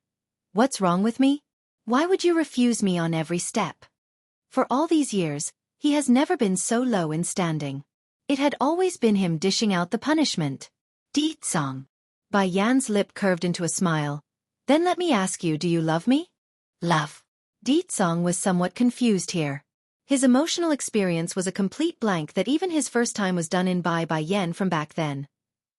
And now, this woman had already asked him for the second time this very same question. Your heart doesn't have me, nor do I have you. Why do you insist on forcing me to go with you? Is it because I gave you a son? A smirk escaped that fine red lip. But there are so many women out there more than willing to conceive a child for you, so I won't hand myself over to a man that doesn't love me. No, in this world, there is only one person who can give me a child. This was the destined prophecy inside the demon realm, also the main reason why he's here in the human world. It's to meet her, which did happen on the first day. Bai Yan. Di Tsong loudly cries this out, forcing the woman to a halt. In response to this, Bai Yan could only tightly hold onto her son, afraid the man might snatch him away when she's not noticing. I will give you some time and not take him away, but... The man suddenly reappeared in front of her, blocking the path with his imposing body. That aside, how are you going to explain the part about raping me and kidnapping my child? When it came to the ending part of that sentence, it was both oppressive yet also a bit sad. Then what do you want? Bai Yan subconsciously stepped backwards to gain some space. The man's eye narrowed down, his mouth a malicious grin. Of course, to rape you back. This was honestly the first time Bai Yan had ever heard someone say something so outlandish and with such confidence. As displeased as she was, she didn't dare raise an objection in these circumstances. Before she knew it, a powerful hand had grabbed her by the waist and off they went. With the adults gone, only Bai Xueqi now remains in the yard. A long while later, only then did the baby boy come back to his senses to know he's about to cry. What happened to coming to steal me away? And why did the one to get stolen in the end is mommy instead of me? Little master. The baby tiger's weak voice drifted over from the side at this moment. Little Rice, where did you go just now? The boy grumpily asked. For a second there, Little Rice didn't know how to reply. Not like he can say he's been thrown away for crawling into Bai Yan's arm, can he? That's too shameful. I went to find reinforcement. He randomly made up an excuse. Then where's the reinforcement? I became worried halfway out, so I came back. Where's Mistress and that scary-looking man? When it came to this topic again, Bai Xueqi's expression instantly turned sad again. That bad man snatched mother away and left me behind. Only she can plot against Di Tsong. Little Rice was speechless here. For some reason, he feels like the situation had exceeded his imagination. Inside an antiquely ordained bedroom, a man punishingly tosses his prize onto the bed and then firmly pressed down with his body. That voice low and fierce. You going to keep lying to me? Now that the evidence is conclusive, I like to see how this woman will keep justifying herself. That's when Bai Yan broke out into a laughing fit after hearing that remark. Then all of a sudden, she hooked her arms around the man's neck and smothered her lips against his. As the heat between their skin and flesh intermingled together, something else occurred on the male end, and it's not the good kind. This translation is only hosted on Cat Translation. It's boiling. It's erupting. It's absolutely screaming for release. Unable to resist the urge anymore, Di Tsong moved in, pulling that waist ever so close so that he can deepen that kiss and the impending act of their merger. Yen. The man's voice was dry and husky here, while those affectionate eyes were so full of desire that no woman can possibly mistake them for anything else. You're asking for it. At this moment, there's only one thought running through his mind, and that was to devour this woman before him. Unfortunately for him, due to his urgency for relief, Di Tsong had lost track of his usual keenness and didn't notice that sharp gaze from the woman. Those lips are simply too intoxicating. No matter how much he pressed in against them, it's never enough. Just that. When he's at the peak of his enjoyment, Song suddenly noticed something from that smiling face. Pricking his brow, he asked, "What did you do to me? Didn't you say you want to sleep with me?" Breaking free from her imprisonment, she first organized her messy hair before continuing. "So, I secretly wiped some poison on my lips. The toxin will make you impotent for the next 3 months." Going dark in the face, Song's throat became very dry as he watched those ever-so-juicy lips bounce around. "You planned this the whole time?" In his entire life, he had never fallen for another's trap, the exception being only this woman. "This is not scheming, you know, it's self-defense." Smirking, Bai Yan's eye lit up. "I'm good at saving people, that's a definite. However, I'm also good at poisoning others too. After the first time you tried to force your way into me that night, I immediately came up with this idea. How is it? The taste of my specially concocted poison." Song's was already at a very critical stage when they were kissing, but due to the poison, he's getting no reaction down there after the first rise. "Bai Yan," gritting his teeth, "you are the first person to ever successfully plot against me. Therefore, I'm going to take back what I said about making you give me 10 sons." Bai Yan pricked her brow after hearing this. This guy is going to give up? Unfortunately, she thought too highly of him. Before the idea could come to an end, the man's angry voice came again. "You need to give me 10 sons and 10 daughters instead. New and old, whatever fault she has, he will get even with this woman all at once." Not minding that unrealistic remark, Bai Yan readily pulls the bed curtains down and used them to cover herself. Due to the transparency of those white coverings, it didn't help much in terms of shielding her body, rather, it's quite provocative in this case. "Oh, beautiful." Bai Yan deviously raises a smirk. Then using those evil fingers, she pinched the man on the chin and leaned in against him. "You want to get back at me? Just so you know, it's not that easy, so you best give up." Feeling the woman's temperature again, Song's breathing became heavier to the point his voice sounded rasp and harsh. "Bai Yan, if you keep teasing me, then I won't mind using only my fingers to do the job." Nan Gongyi's fury. Bai Yan became a bit awkward in her face. Subconsciously, she wanted to cover up her lips, which also drew the little guy's attention. Seeing the small cut again, Bai Xiachen immediately became furious. "Did that big baddie bite you again?" "It's nothing." She became even more embarrassed and kneeled down to face the boy at an even level. "How can I explain this to my own baby?" Distress could be seen in the young boy's eye.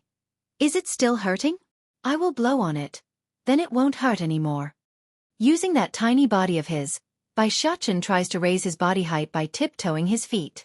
Then with that soft cuddly hand, he begins to gently stroke that cut while also blowing at it.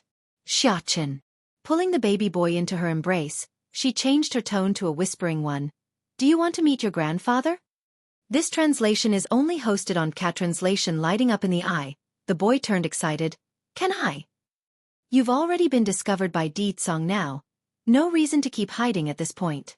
What's more," her voice paused for a moment, "considering his personality, I doubt he will let anyone bully you." Watching this from the side, Little Rice couldn't resist rolling his tiger eyes at the remark. Bullying this little ancestor? More like the other way around. When did anyone ever get to bully him? "Mother, I love you." Printing that soft tiny lip onto his mother's face, Bai Xiachen made the most innocent and lovely smile a child can make. "Mother, my grandfather will like me just like how uncle does, right?" "Aha." Making a small nod, she rubs the little guy on the head to give her answer. "But there's no need to rush the meeting. I need to first think of a proper way to introduce you to them." "Okay." Bai Xiachen gleefully cheered. "I'm going to tell uncle this great news. Now I don't have to keep hiding." Looking at the little guy's excited little look, Bai Yan felt a bit guilty and sad inside because she's starting to doubt her decision from before. Maybe it was wrong to keep the boy hidden from the beginning. "Have Little Rice go with you."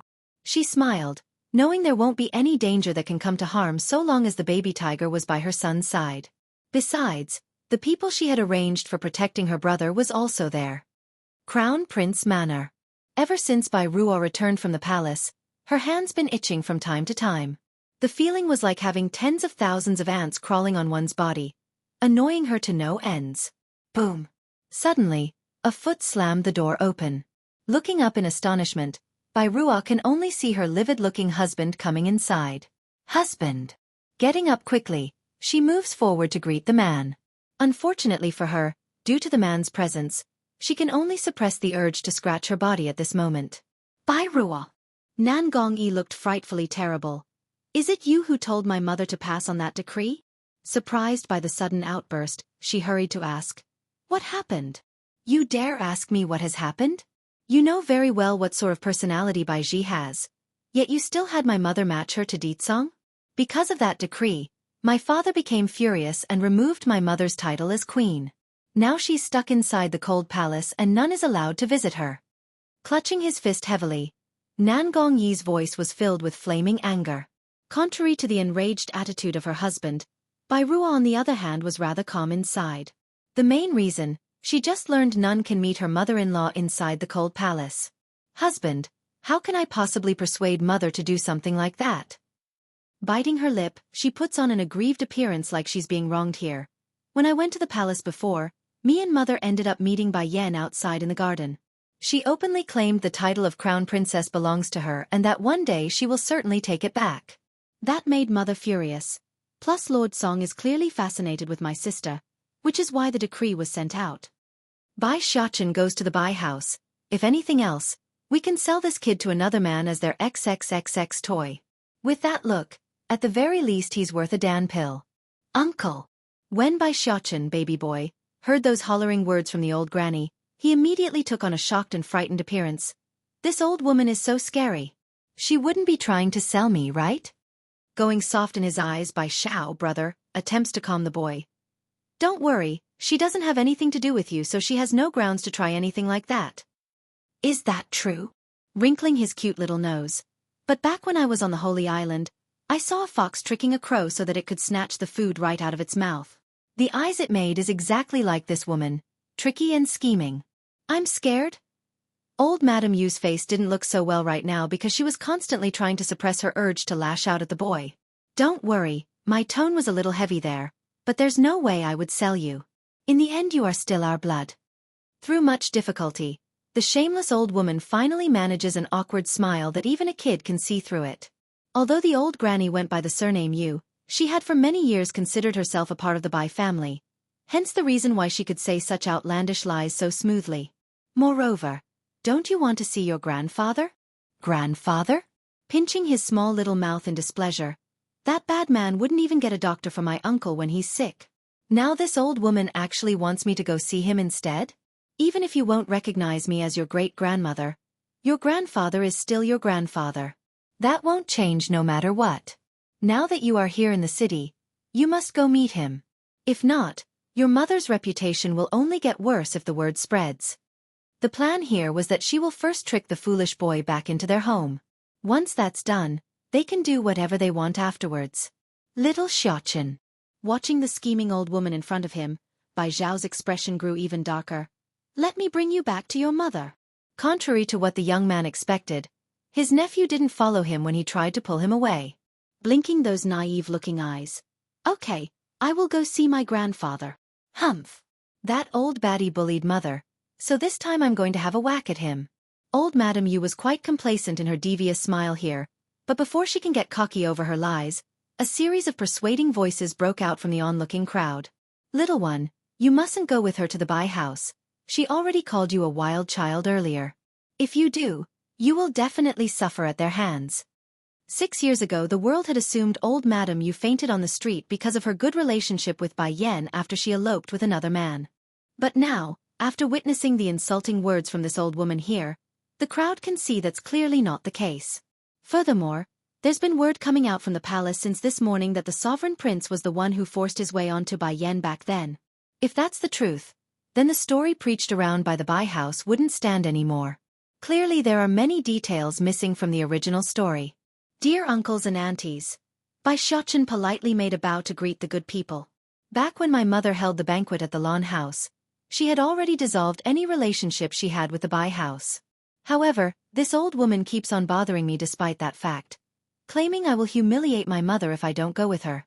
In order to not bring shame to my mother, I can only make a trip back with her to settle this for good.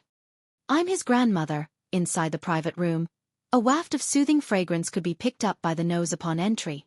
This left Yu Rong very uncomfortable because she's accustomed to these types of settings. I have a child in my hand that looks very good, even better than those fairy boys from the stories. I can sell him to you. Lady Chu pricked her brow. Doesn't this Bai family only have one grandson?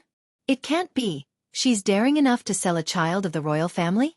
Madam Bai, as far as I know, there is only one grandchild in your family, and that is the son of Crown Prince Nangong Yi. Don't tell me you are planning to sell the royal grandson to our flower brothel? No. Yu Rong hurriedly shook her head. I still have another grandson. He is Bai Yan's son. I have here his portrait, so please have a look. After that, she immediately took out the rushed portrait and lay it out in front of the woman. This translation is only hosted on Cat Translation, although Lady Chu continues to keep up her smile while she did so. Those eyes are clearly cold. Madam Bai, I heard that Bai Yan's mother is Lan Yue. If that's the case, you technically don't count as her mother, meaning you are not the child's grandmother. Do you even have the right to decide his fate? This woman is real bold. She actually has the audacity to sell mistress's own son? And of all the places they want to sell to, it's the flower brothel? Lady Chu, that's your misunderstanding. Making an assuring smile. Bai Yan's mother died early on, making me her mother now. If I want to sell my own grandson, then that's a matter of course. You can see that face too. The kid is definitely a 1 in 1,000. And if you still aren't satisfied, then you can even take Bai Yan along with him. For them both, I only have one condition. I want to see the head of the flower brothel, or even an elder or guardian will do too. Madam Bai, we have a rule here in the flower brothel. If anyone wishes to sell themselves to us, they must come in person and agree to the terms. Otherwise, we will never accept them. Slowly standing up, Lady Chu's voice became a tad colder than before. So you can leave now. I will not break the rules for you. Lady Chu. Getting up from her seat immediately, Yu Rong looked very anxious in her eyes. This child is a stubborn one, so unless the flower brothel handles him. Someone come, send our customer away. After leaving behind this sentence, Lady Chu swiftly walked out of the private room and out the flower brothel. As soon as she did so, she made sure to keep an extra eye out for her own back to make sure none was tailing her. Determining it safe, only then did she make her way to a certain old manor in the city.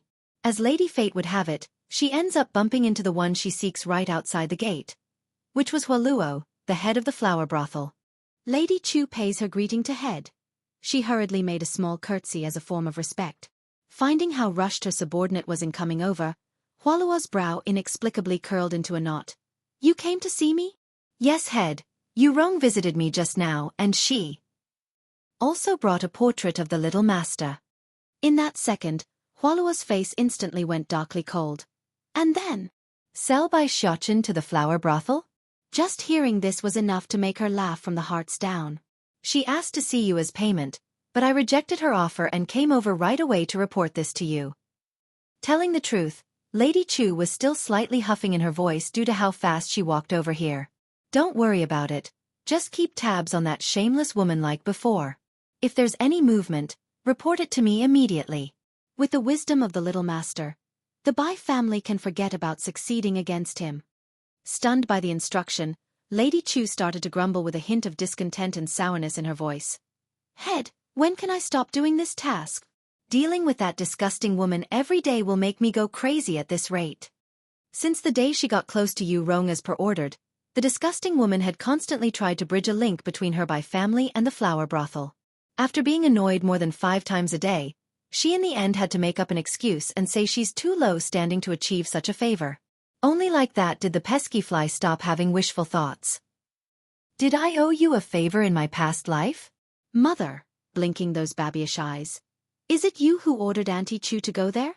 Stunned by the comment, Bai Xiao once again turned his gaze to the woman in question. Lady Chu is a member of the flower brothel, so why is Xiaochen using the word order? Little Rice came back before and told me your intent, therefore I had your Auntie Chu go there to serve as the witness. Bai Yan then slightly wrinkled her brow. Though you pulled it off beautifully this time, but I won't allow another risky attempt like this in the future. Do you understand me? Pinching his mouth to one side, Bai Xiaochen looked a little unhappy.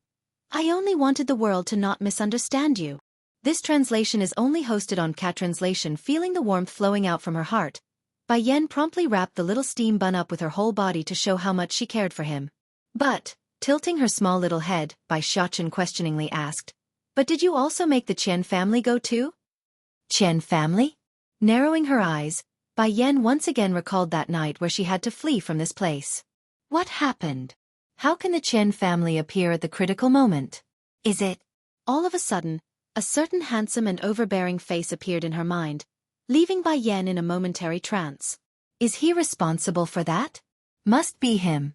Aside from him, no one in the kingdom can make the Qian family do that when they are also one of the 3 major families here. Sister. Making a complicated face, Bai Xiao sounded a little worried in his voice. How did you get acquainted with the flower brothel? What's more, why is the people from that place taking her orders? Bai Yan knew her brother would surely ask this question. Not hiding it from the boy, she makes a rarely seen cheeky smile. The flower brothel had been mine since a few years ago. This woman beside me is the head of the place. Her name is called Hualuo. This was like an earth-rumbling explosion, leaving the boy speechless and lost for a proper response. Although the flower brothel can't be called a respectable organization, but its influence was on par with the royal family. Such a powerful entity now belongs to his sister? My sister? Even more importantly, Yu Rong actually want to sell his nephew to the flower brothel? This. So, Bai Yan slowly rose from her seat and gracefully walked towards her brother. Like I said before, even if you don't take the Bai house, I can still take down this country for you. Her promise will never be revoked. Bai Xiao didn't respond to her sister's comment. Looking down at the ground, that handsome face was shrouded in gloom. Then after a long while of seemingly forever, he looks up again like he's made his decision. Yours is yours. As a man, it's my duty to hold up the sky. Not to mention, he pauses, then firmly said the rest. The current Bai house only reached its current state thanks to mother. I cannot let her efforts fall into waste. Sister is already strong enough. That means I only need to become stronger to protect her in the future. Sister. Gently hugging his sister, Bai Xiao smiles at her in a reassuring manner. Don't worry about me, I will not be in danger. No matter what happens, I am still the only male in the Bai house. That man will not be too excessive with me. Seeing her brother being so insistent, Bai Yan can only relent and let the boy do as he wishes. Besides, she already stationed her people around to protect him in secret. There's nothing to worry about. If you need anything, then you must come find me. Patting the boy's shoulder, she sounded demanding. Xiao, you are my one and only brother, remember that. Happily nodding at her sister's attitude, Bai Xiao smiled back. Sister, I feel like I must have owed you a favor in my past life, that's why we are siblings in this life. It's so that I can thank you in the future and be by your side. Sister, I'm sorry I didn't believe in you back then and even blamed you for leaving. From now on, I will never let that happen again. True affection 1. The royal family will take charge in searching for her if she's missing, it has nothing to do with us. Stretching lazily from her bed. Brother, go find Xueqi and I'll take him to our grandparents' place later. The incident from last night will surely raise the awareness of the Lan family, so explaining her son's existence wouldn't be difficult. Sister, have you finally decided to let Xueqi meet them? Bai Zhao's expression looked very excited. Even more so than the matter regarding the queen's disappearance. Nodding to confirm her answer. Then I'll go find him now to tell him this good news. This translation is only translation. By Xueqi's greatest hope was to get the family's recognition. If he were to learn that he's able to come out in the open, it's certain that he will be very excited.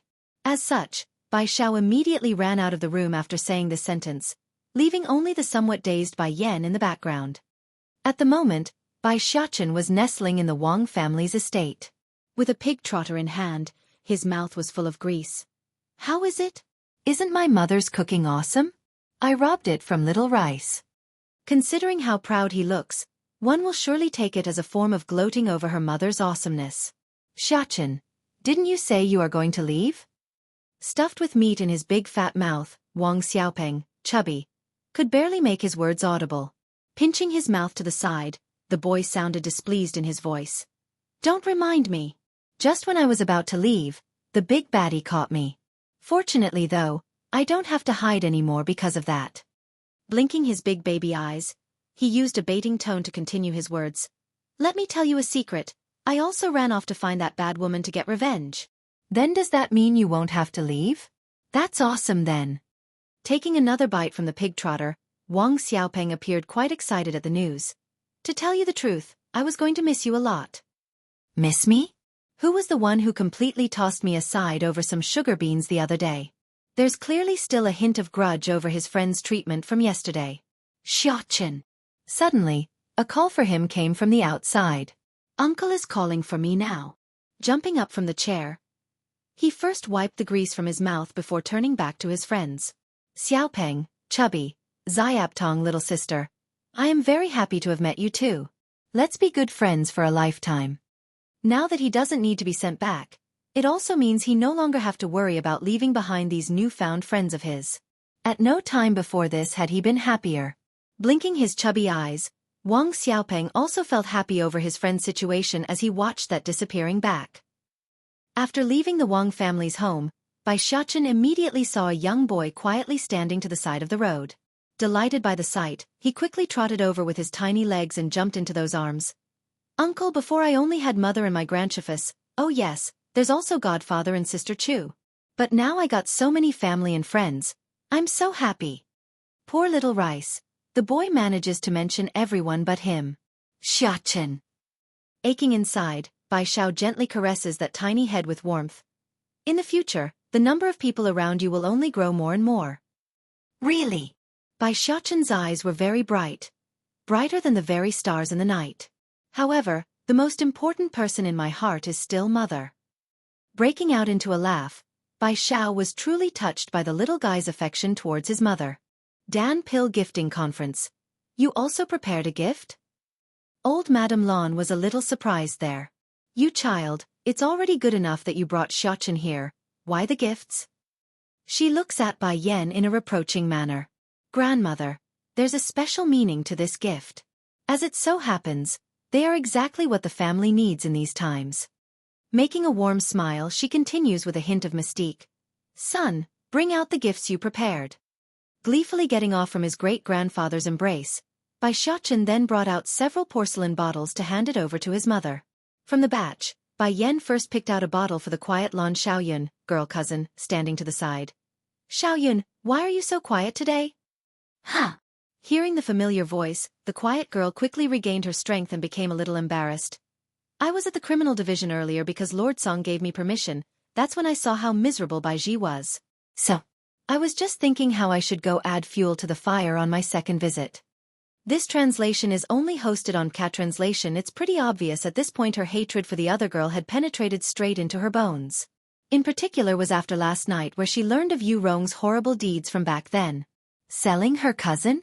Want to burn her cute nephew? With that sort of grudge, how can she not go make trouble for her enemy in the prison cell? Only a fool wouldn't. You don't have to worry about Bai Ji for now. Bai Yan then hands the selected bottle to her younger cousin. This here is a second-grade genuine spiritual pill. I can see your cultivation is already at the peak of the yellow rank. With it, you are sure to break through your bottleneck. Troubled in the face, Lan Xiaoyun sounded hesitant in her voice. This is Dan Pill? It's for me? In recent days, the girl had indeed reached a bottleneck in her cultivation.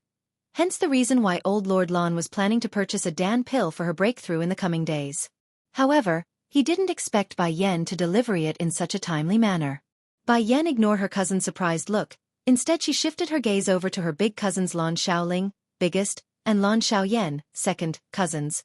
I know your strength is already at the Earth class level, so a second-grade Dan Pill will be useless for you too. Therefore, I prepared these third-grade Great Spirit Pills instead. Though they cannot directly help you two make a breakthrough, but the effects will slowly come through. This. Now both men were stunned by this. Watching the bottles directed at themselves, neither could bring their hands to accept the gift. Each bottle has more than a dozen in there, more than enough for a good while. Uncles, Bai Xiaoqin innocently giggled. Hurry and take these sugar beans. If anything, I can just eat less snacks in the next while. Amused by the comment, Lan Yu makes a gentle pinch at the little guy's cheek. Your mother is trying to give us Dan pills. What does that have to do with your snacks?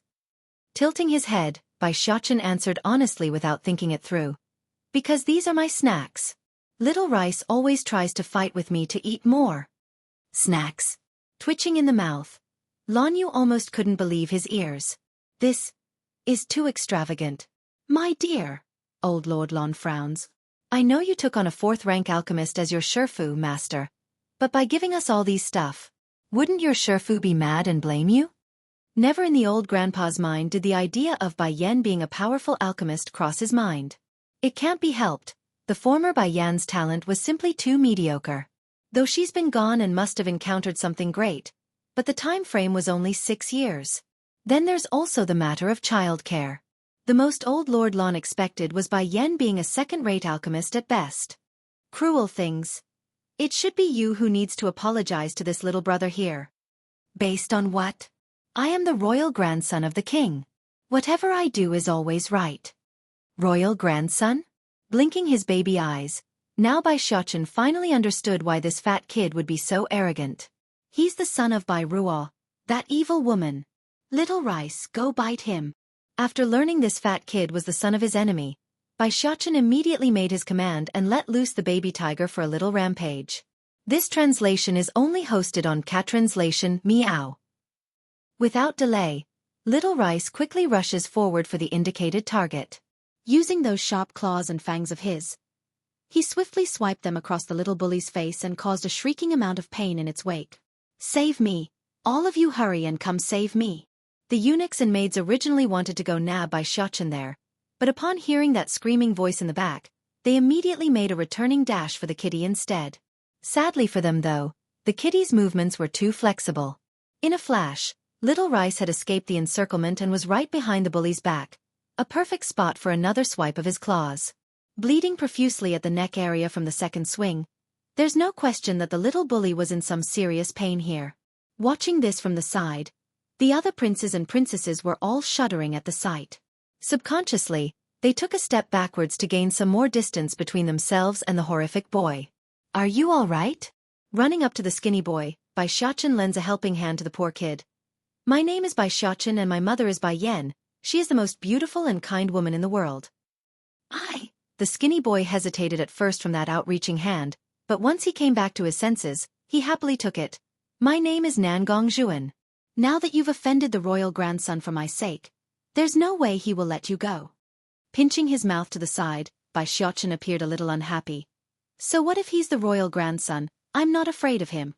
My mother said I shouldn't go make trouble, but I mustn't run from trouble either if they come knocking. Whenever Bai Xueqi mentions the word mother, the light in the skinny boy's eye would grow dimmer. You don't have to worry. If my mother knows that you've been bullied, then she will definitely not sit idle.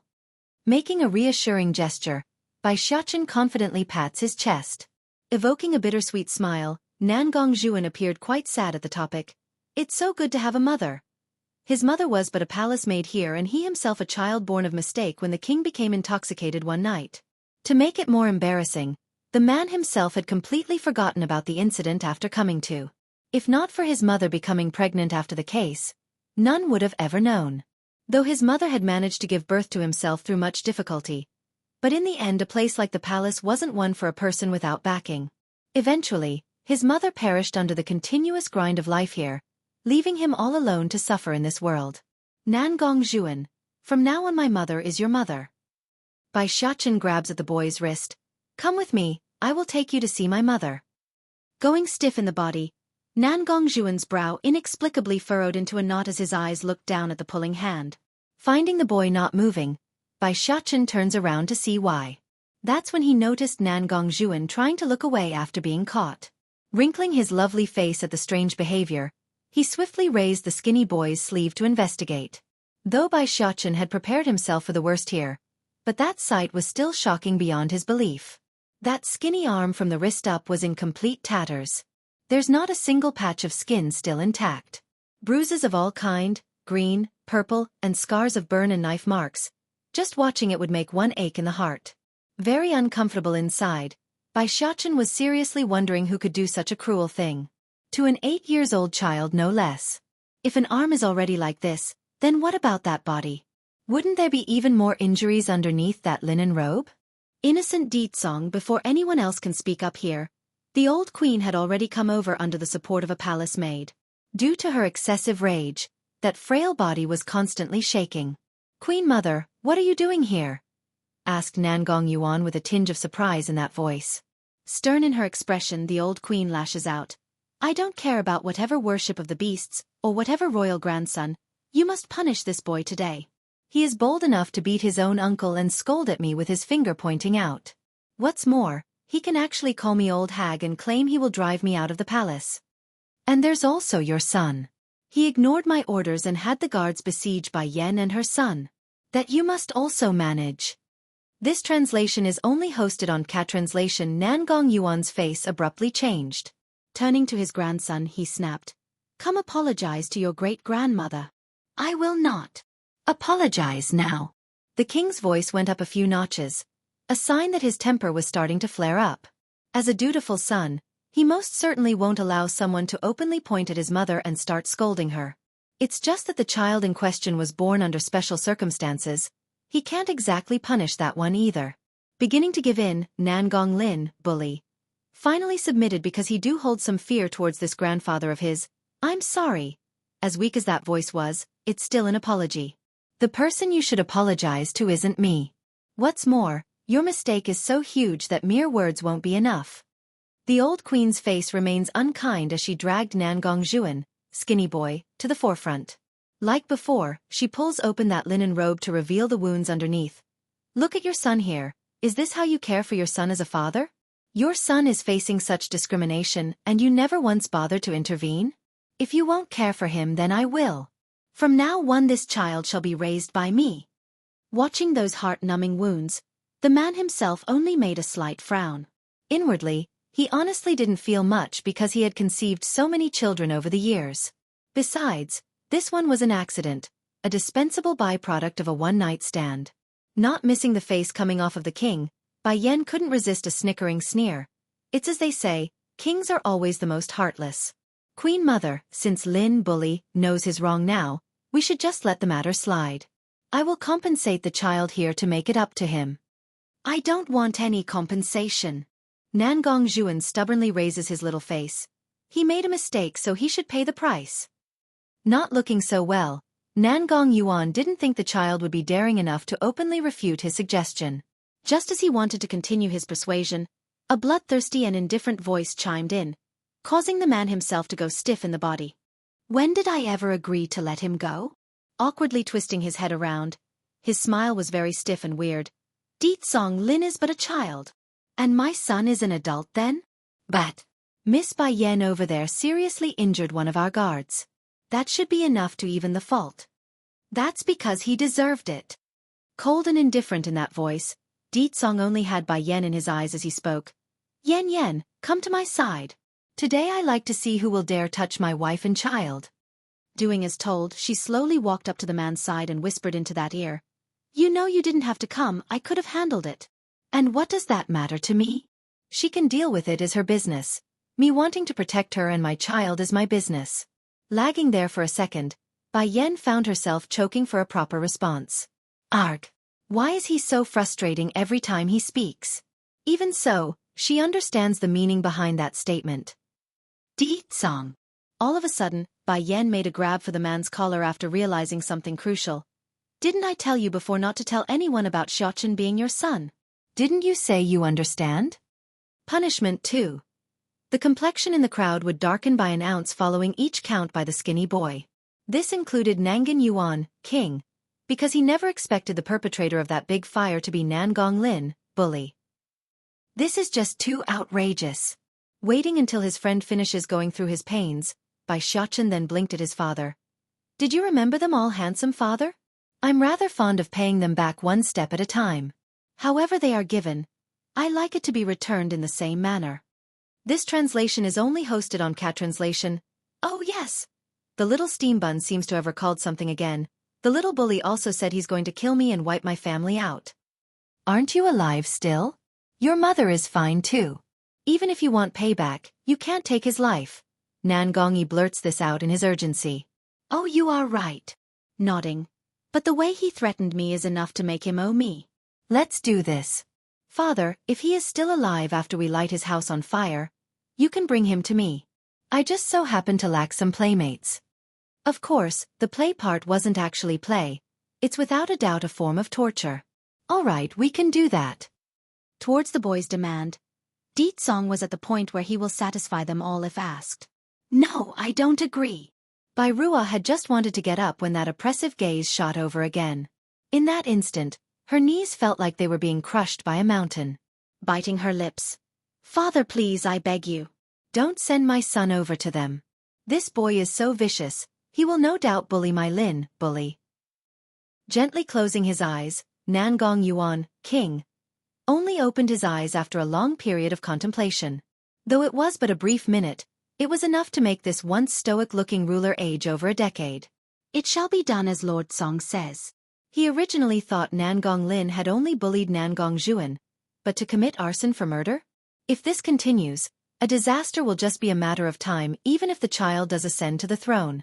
Therefore, Nangong Yuan intends to use this incident to better the child.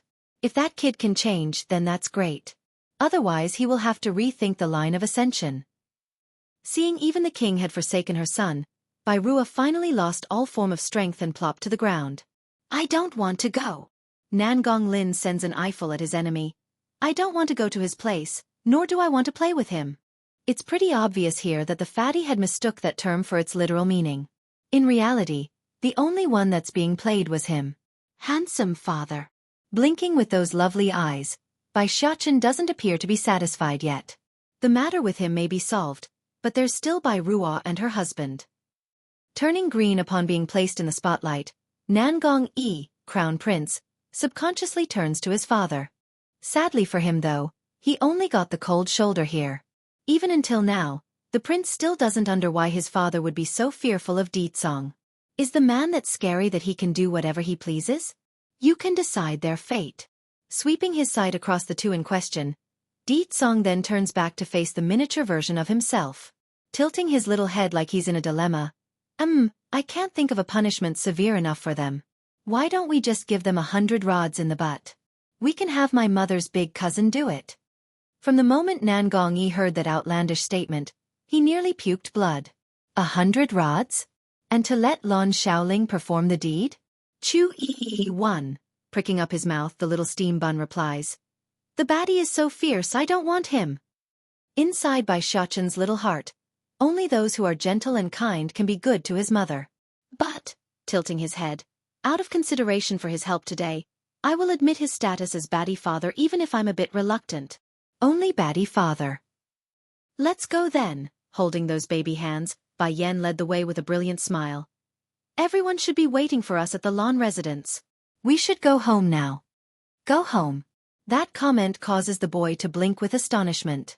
Because aside from their home at the Holy Island, they now have a home here too. Mother, do you like baddie father?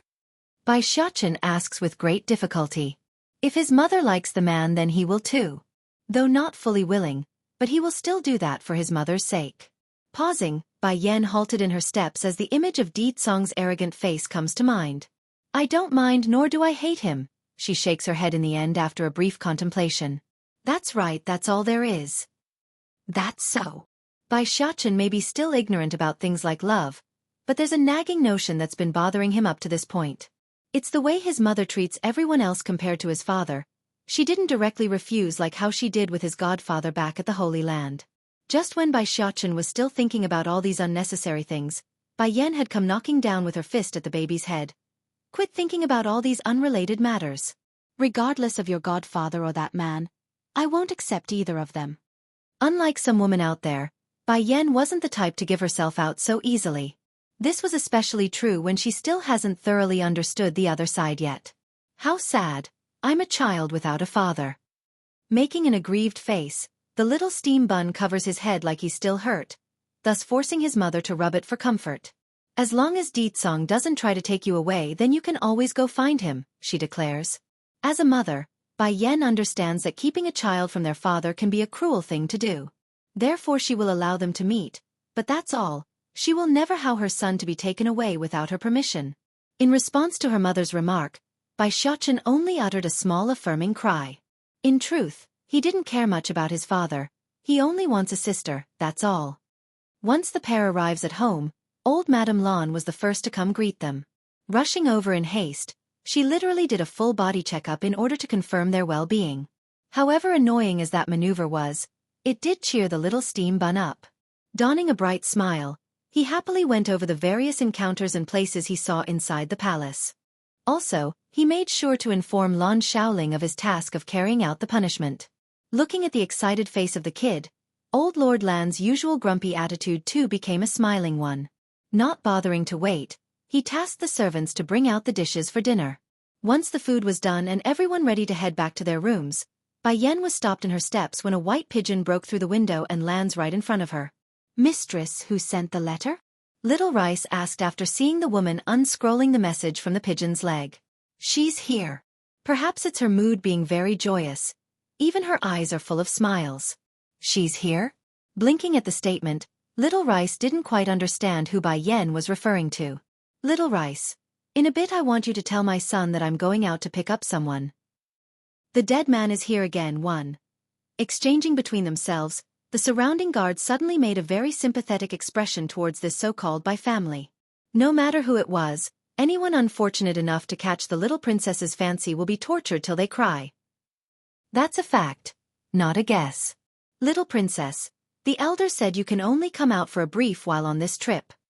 One of the guards cautiously came forward and reminded the maiden of this fact.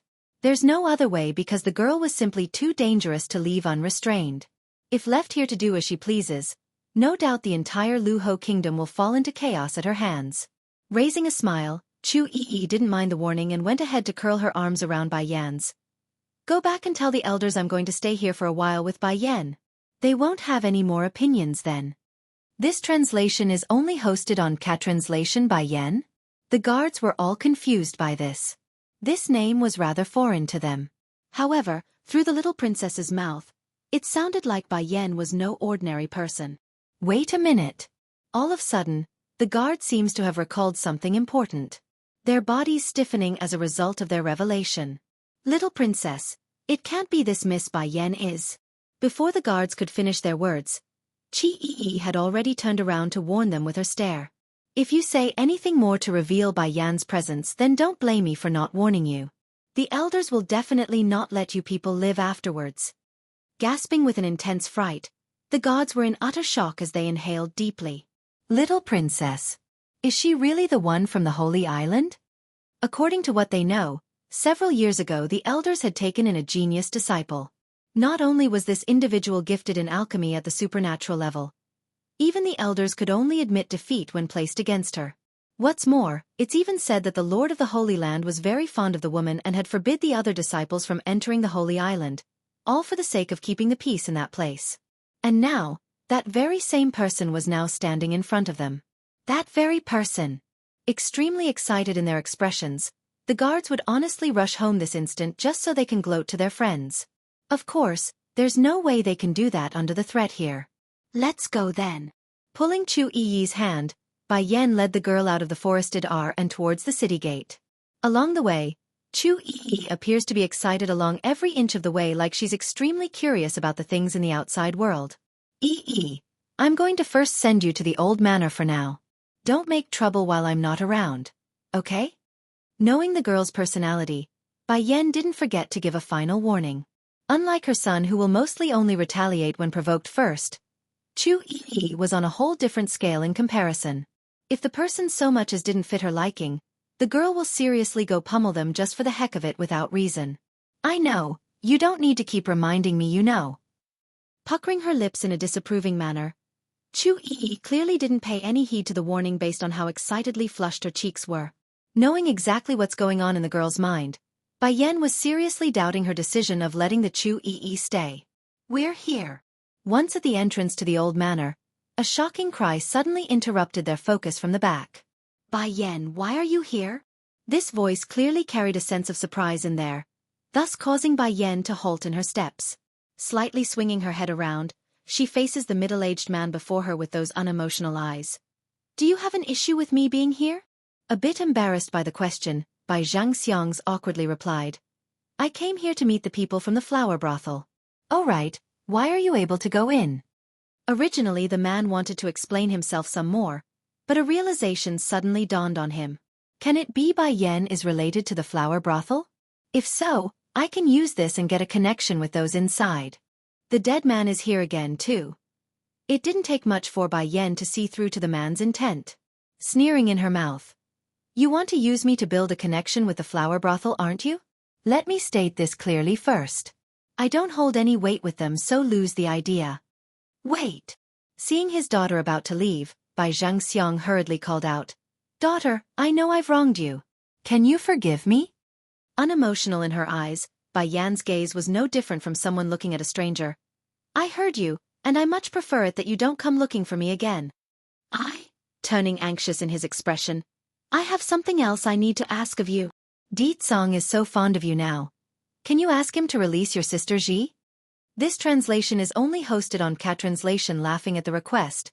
There's no happiness or kindness, only a biting cold in the girl's voice. Sister? So even she knows how to come seek my help when in need? Then how about back then? When I was starving in the winter cold, did she ever thought about giving me some food? I still remember what Rong Yu said to me back then. She said I never contributed to the Bai house, so I didn't deserve anything. She would rather feed it to the dogs than to feed me. So, my brother and I would often have to make do with no more than half a bowl of rice in a day. I was scared and hungry. With nowhere else to turn to, I ran to seek your help. And guess what you did?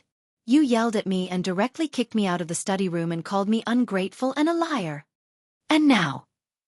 This man wants to talk family bonds? Huh. As if the world would have such a good thing going around. Left with no way to rebuke, Bai Xianxia became weak in his voice.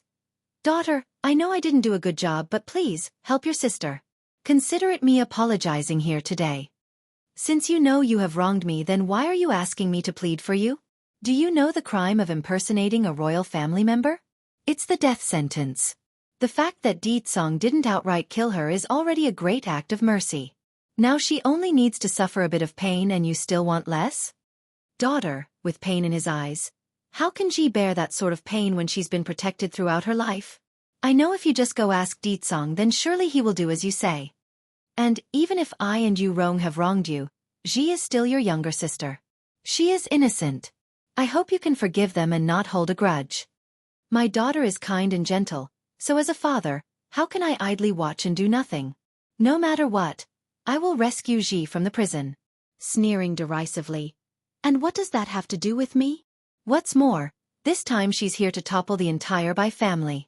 Once she's done investigating the truth, then nothing will get in her way. Bai Yan Yu. Scram. Like a thundering boom, the word scram reverberated across the man's heart. With disbelief in his eyes, Bai Xianxia simply couldn't believe such a thing could come out of this daughter of his. She told you to scram, did you not hear it? Looking at the man in a condescending manner, Xueqi takes on a superior position with her pose. I have never seen such a shameless person before. Bai Yan, I say you should cut off all ties with him this instant and become my father's daughter instead. As soon as this topic came up of her own accord, Xueqi would feel a bit wronged inside. She herself was the true daughter of her father, yet the old man would always lecture her about not being good enough. To add insult to the wound, her own father had even given away the Holy Island. Fortunately the person was Bai Yan, so she didn't mind it, otherwise. Bai Xianxia was already quite displeased inside over Bai Yan's rude remarks, but to be openly insulted in the public by some random girl, he naturally wouldn't sit tight. And who are you? What right do you have to cut into our conversation? The dead man is here again. 3. Xueqi's body was trembling with anger. She, the pampered princess of the Holy Land, had always been treated with the utmost respect. Never had she been exposed to such grief. This Bai Xianxia. Actually say I don't have any right to cut in? Have you all left yet? If not, then I order all of you to capture this man. Exactly when Xueqi blurts her command out, the guards that's part of her entourage immediately came out of hiding. Despite their silence, those faces clearly had an awkward expression to them. Although they knew that with Bai Yan here, the princess will surely not be in any danger. However, that doesn't excuse them from returning to the Holy Land on their own. But to be discovered by the little princess so easily. You! Bai Xianxia was full of anger in his eyes. Just when he wanted to yell out, 2 of the men in white quickly stepped forward and locked his arms from both sides. Under the shackling gesture, Bai Xianxia was horrified in the next instant when he wanted free himself. It appears his power had been sealed.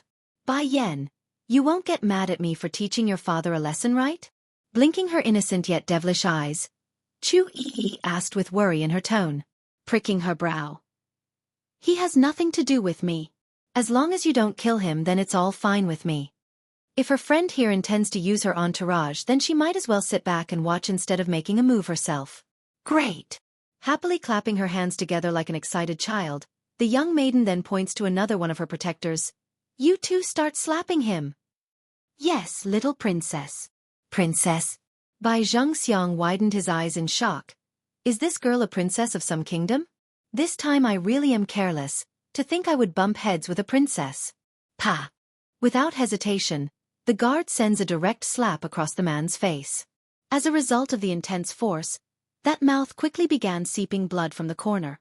Despite the anger boiling up inside, Bai Xianxia didn't dare direct it at the young maiden.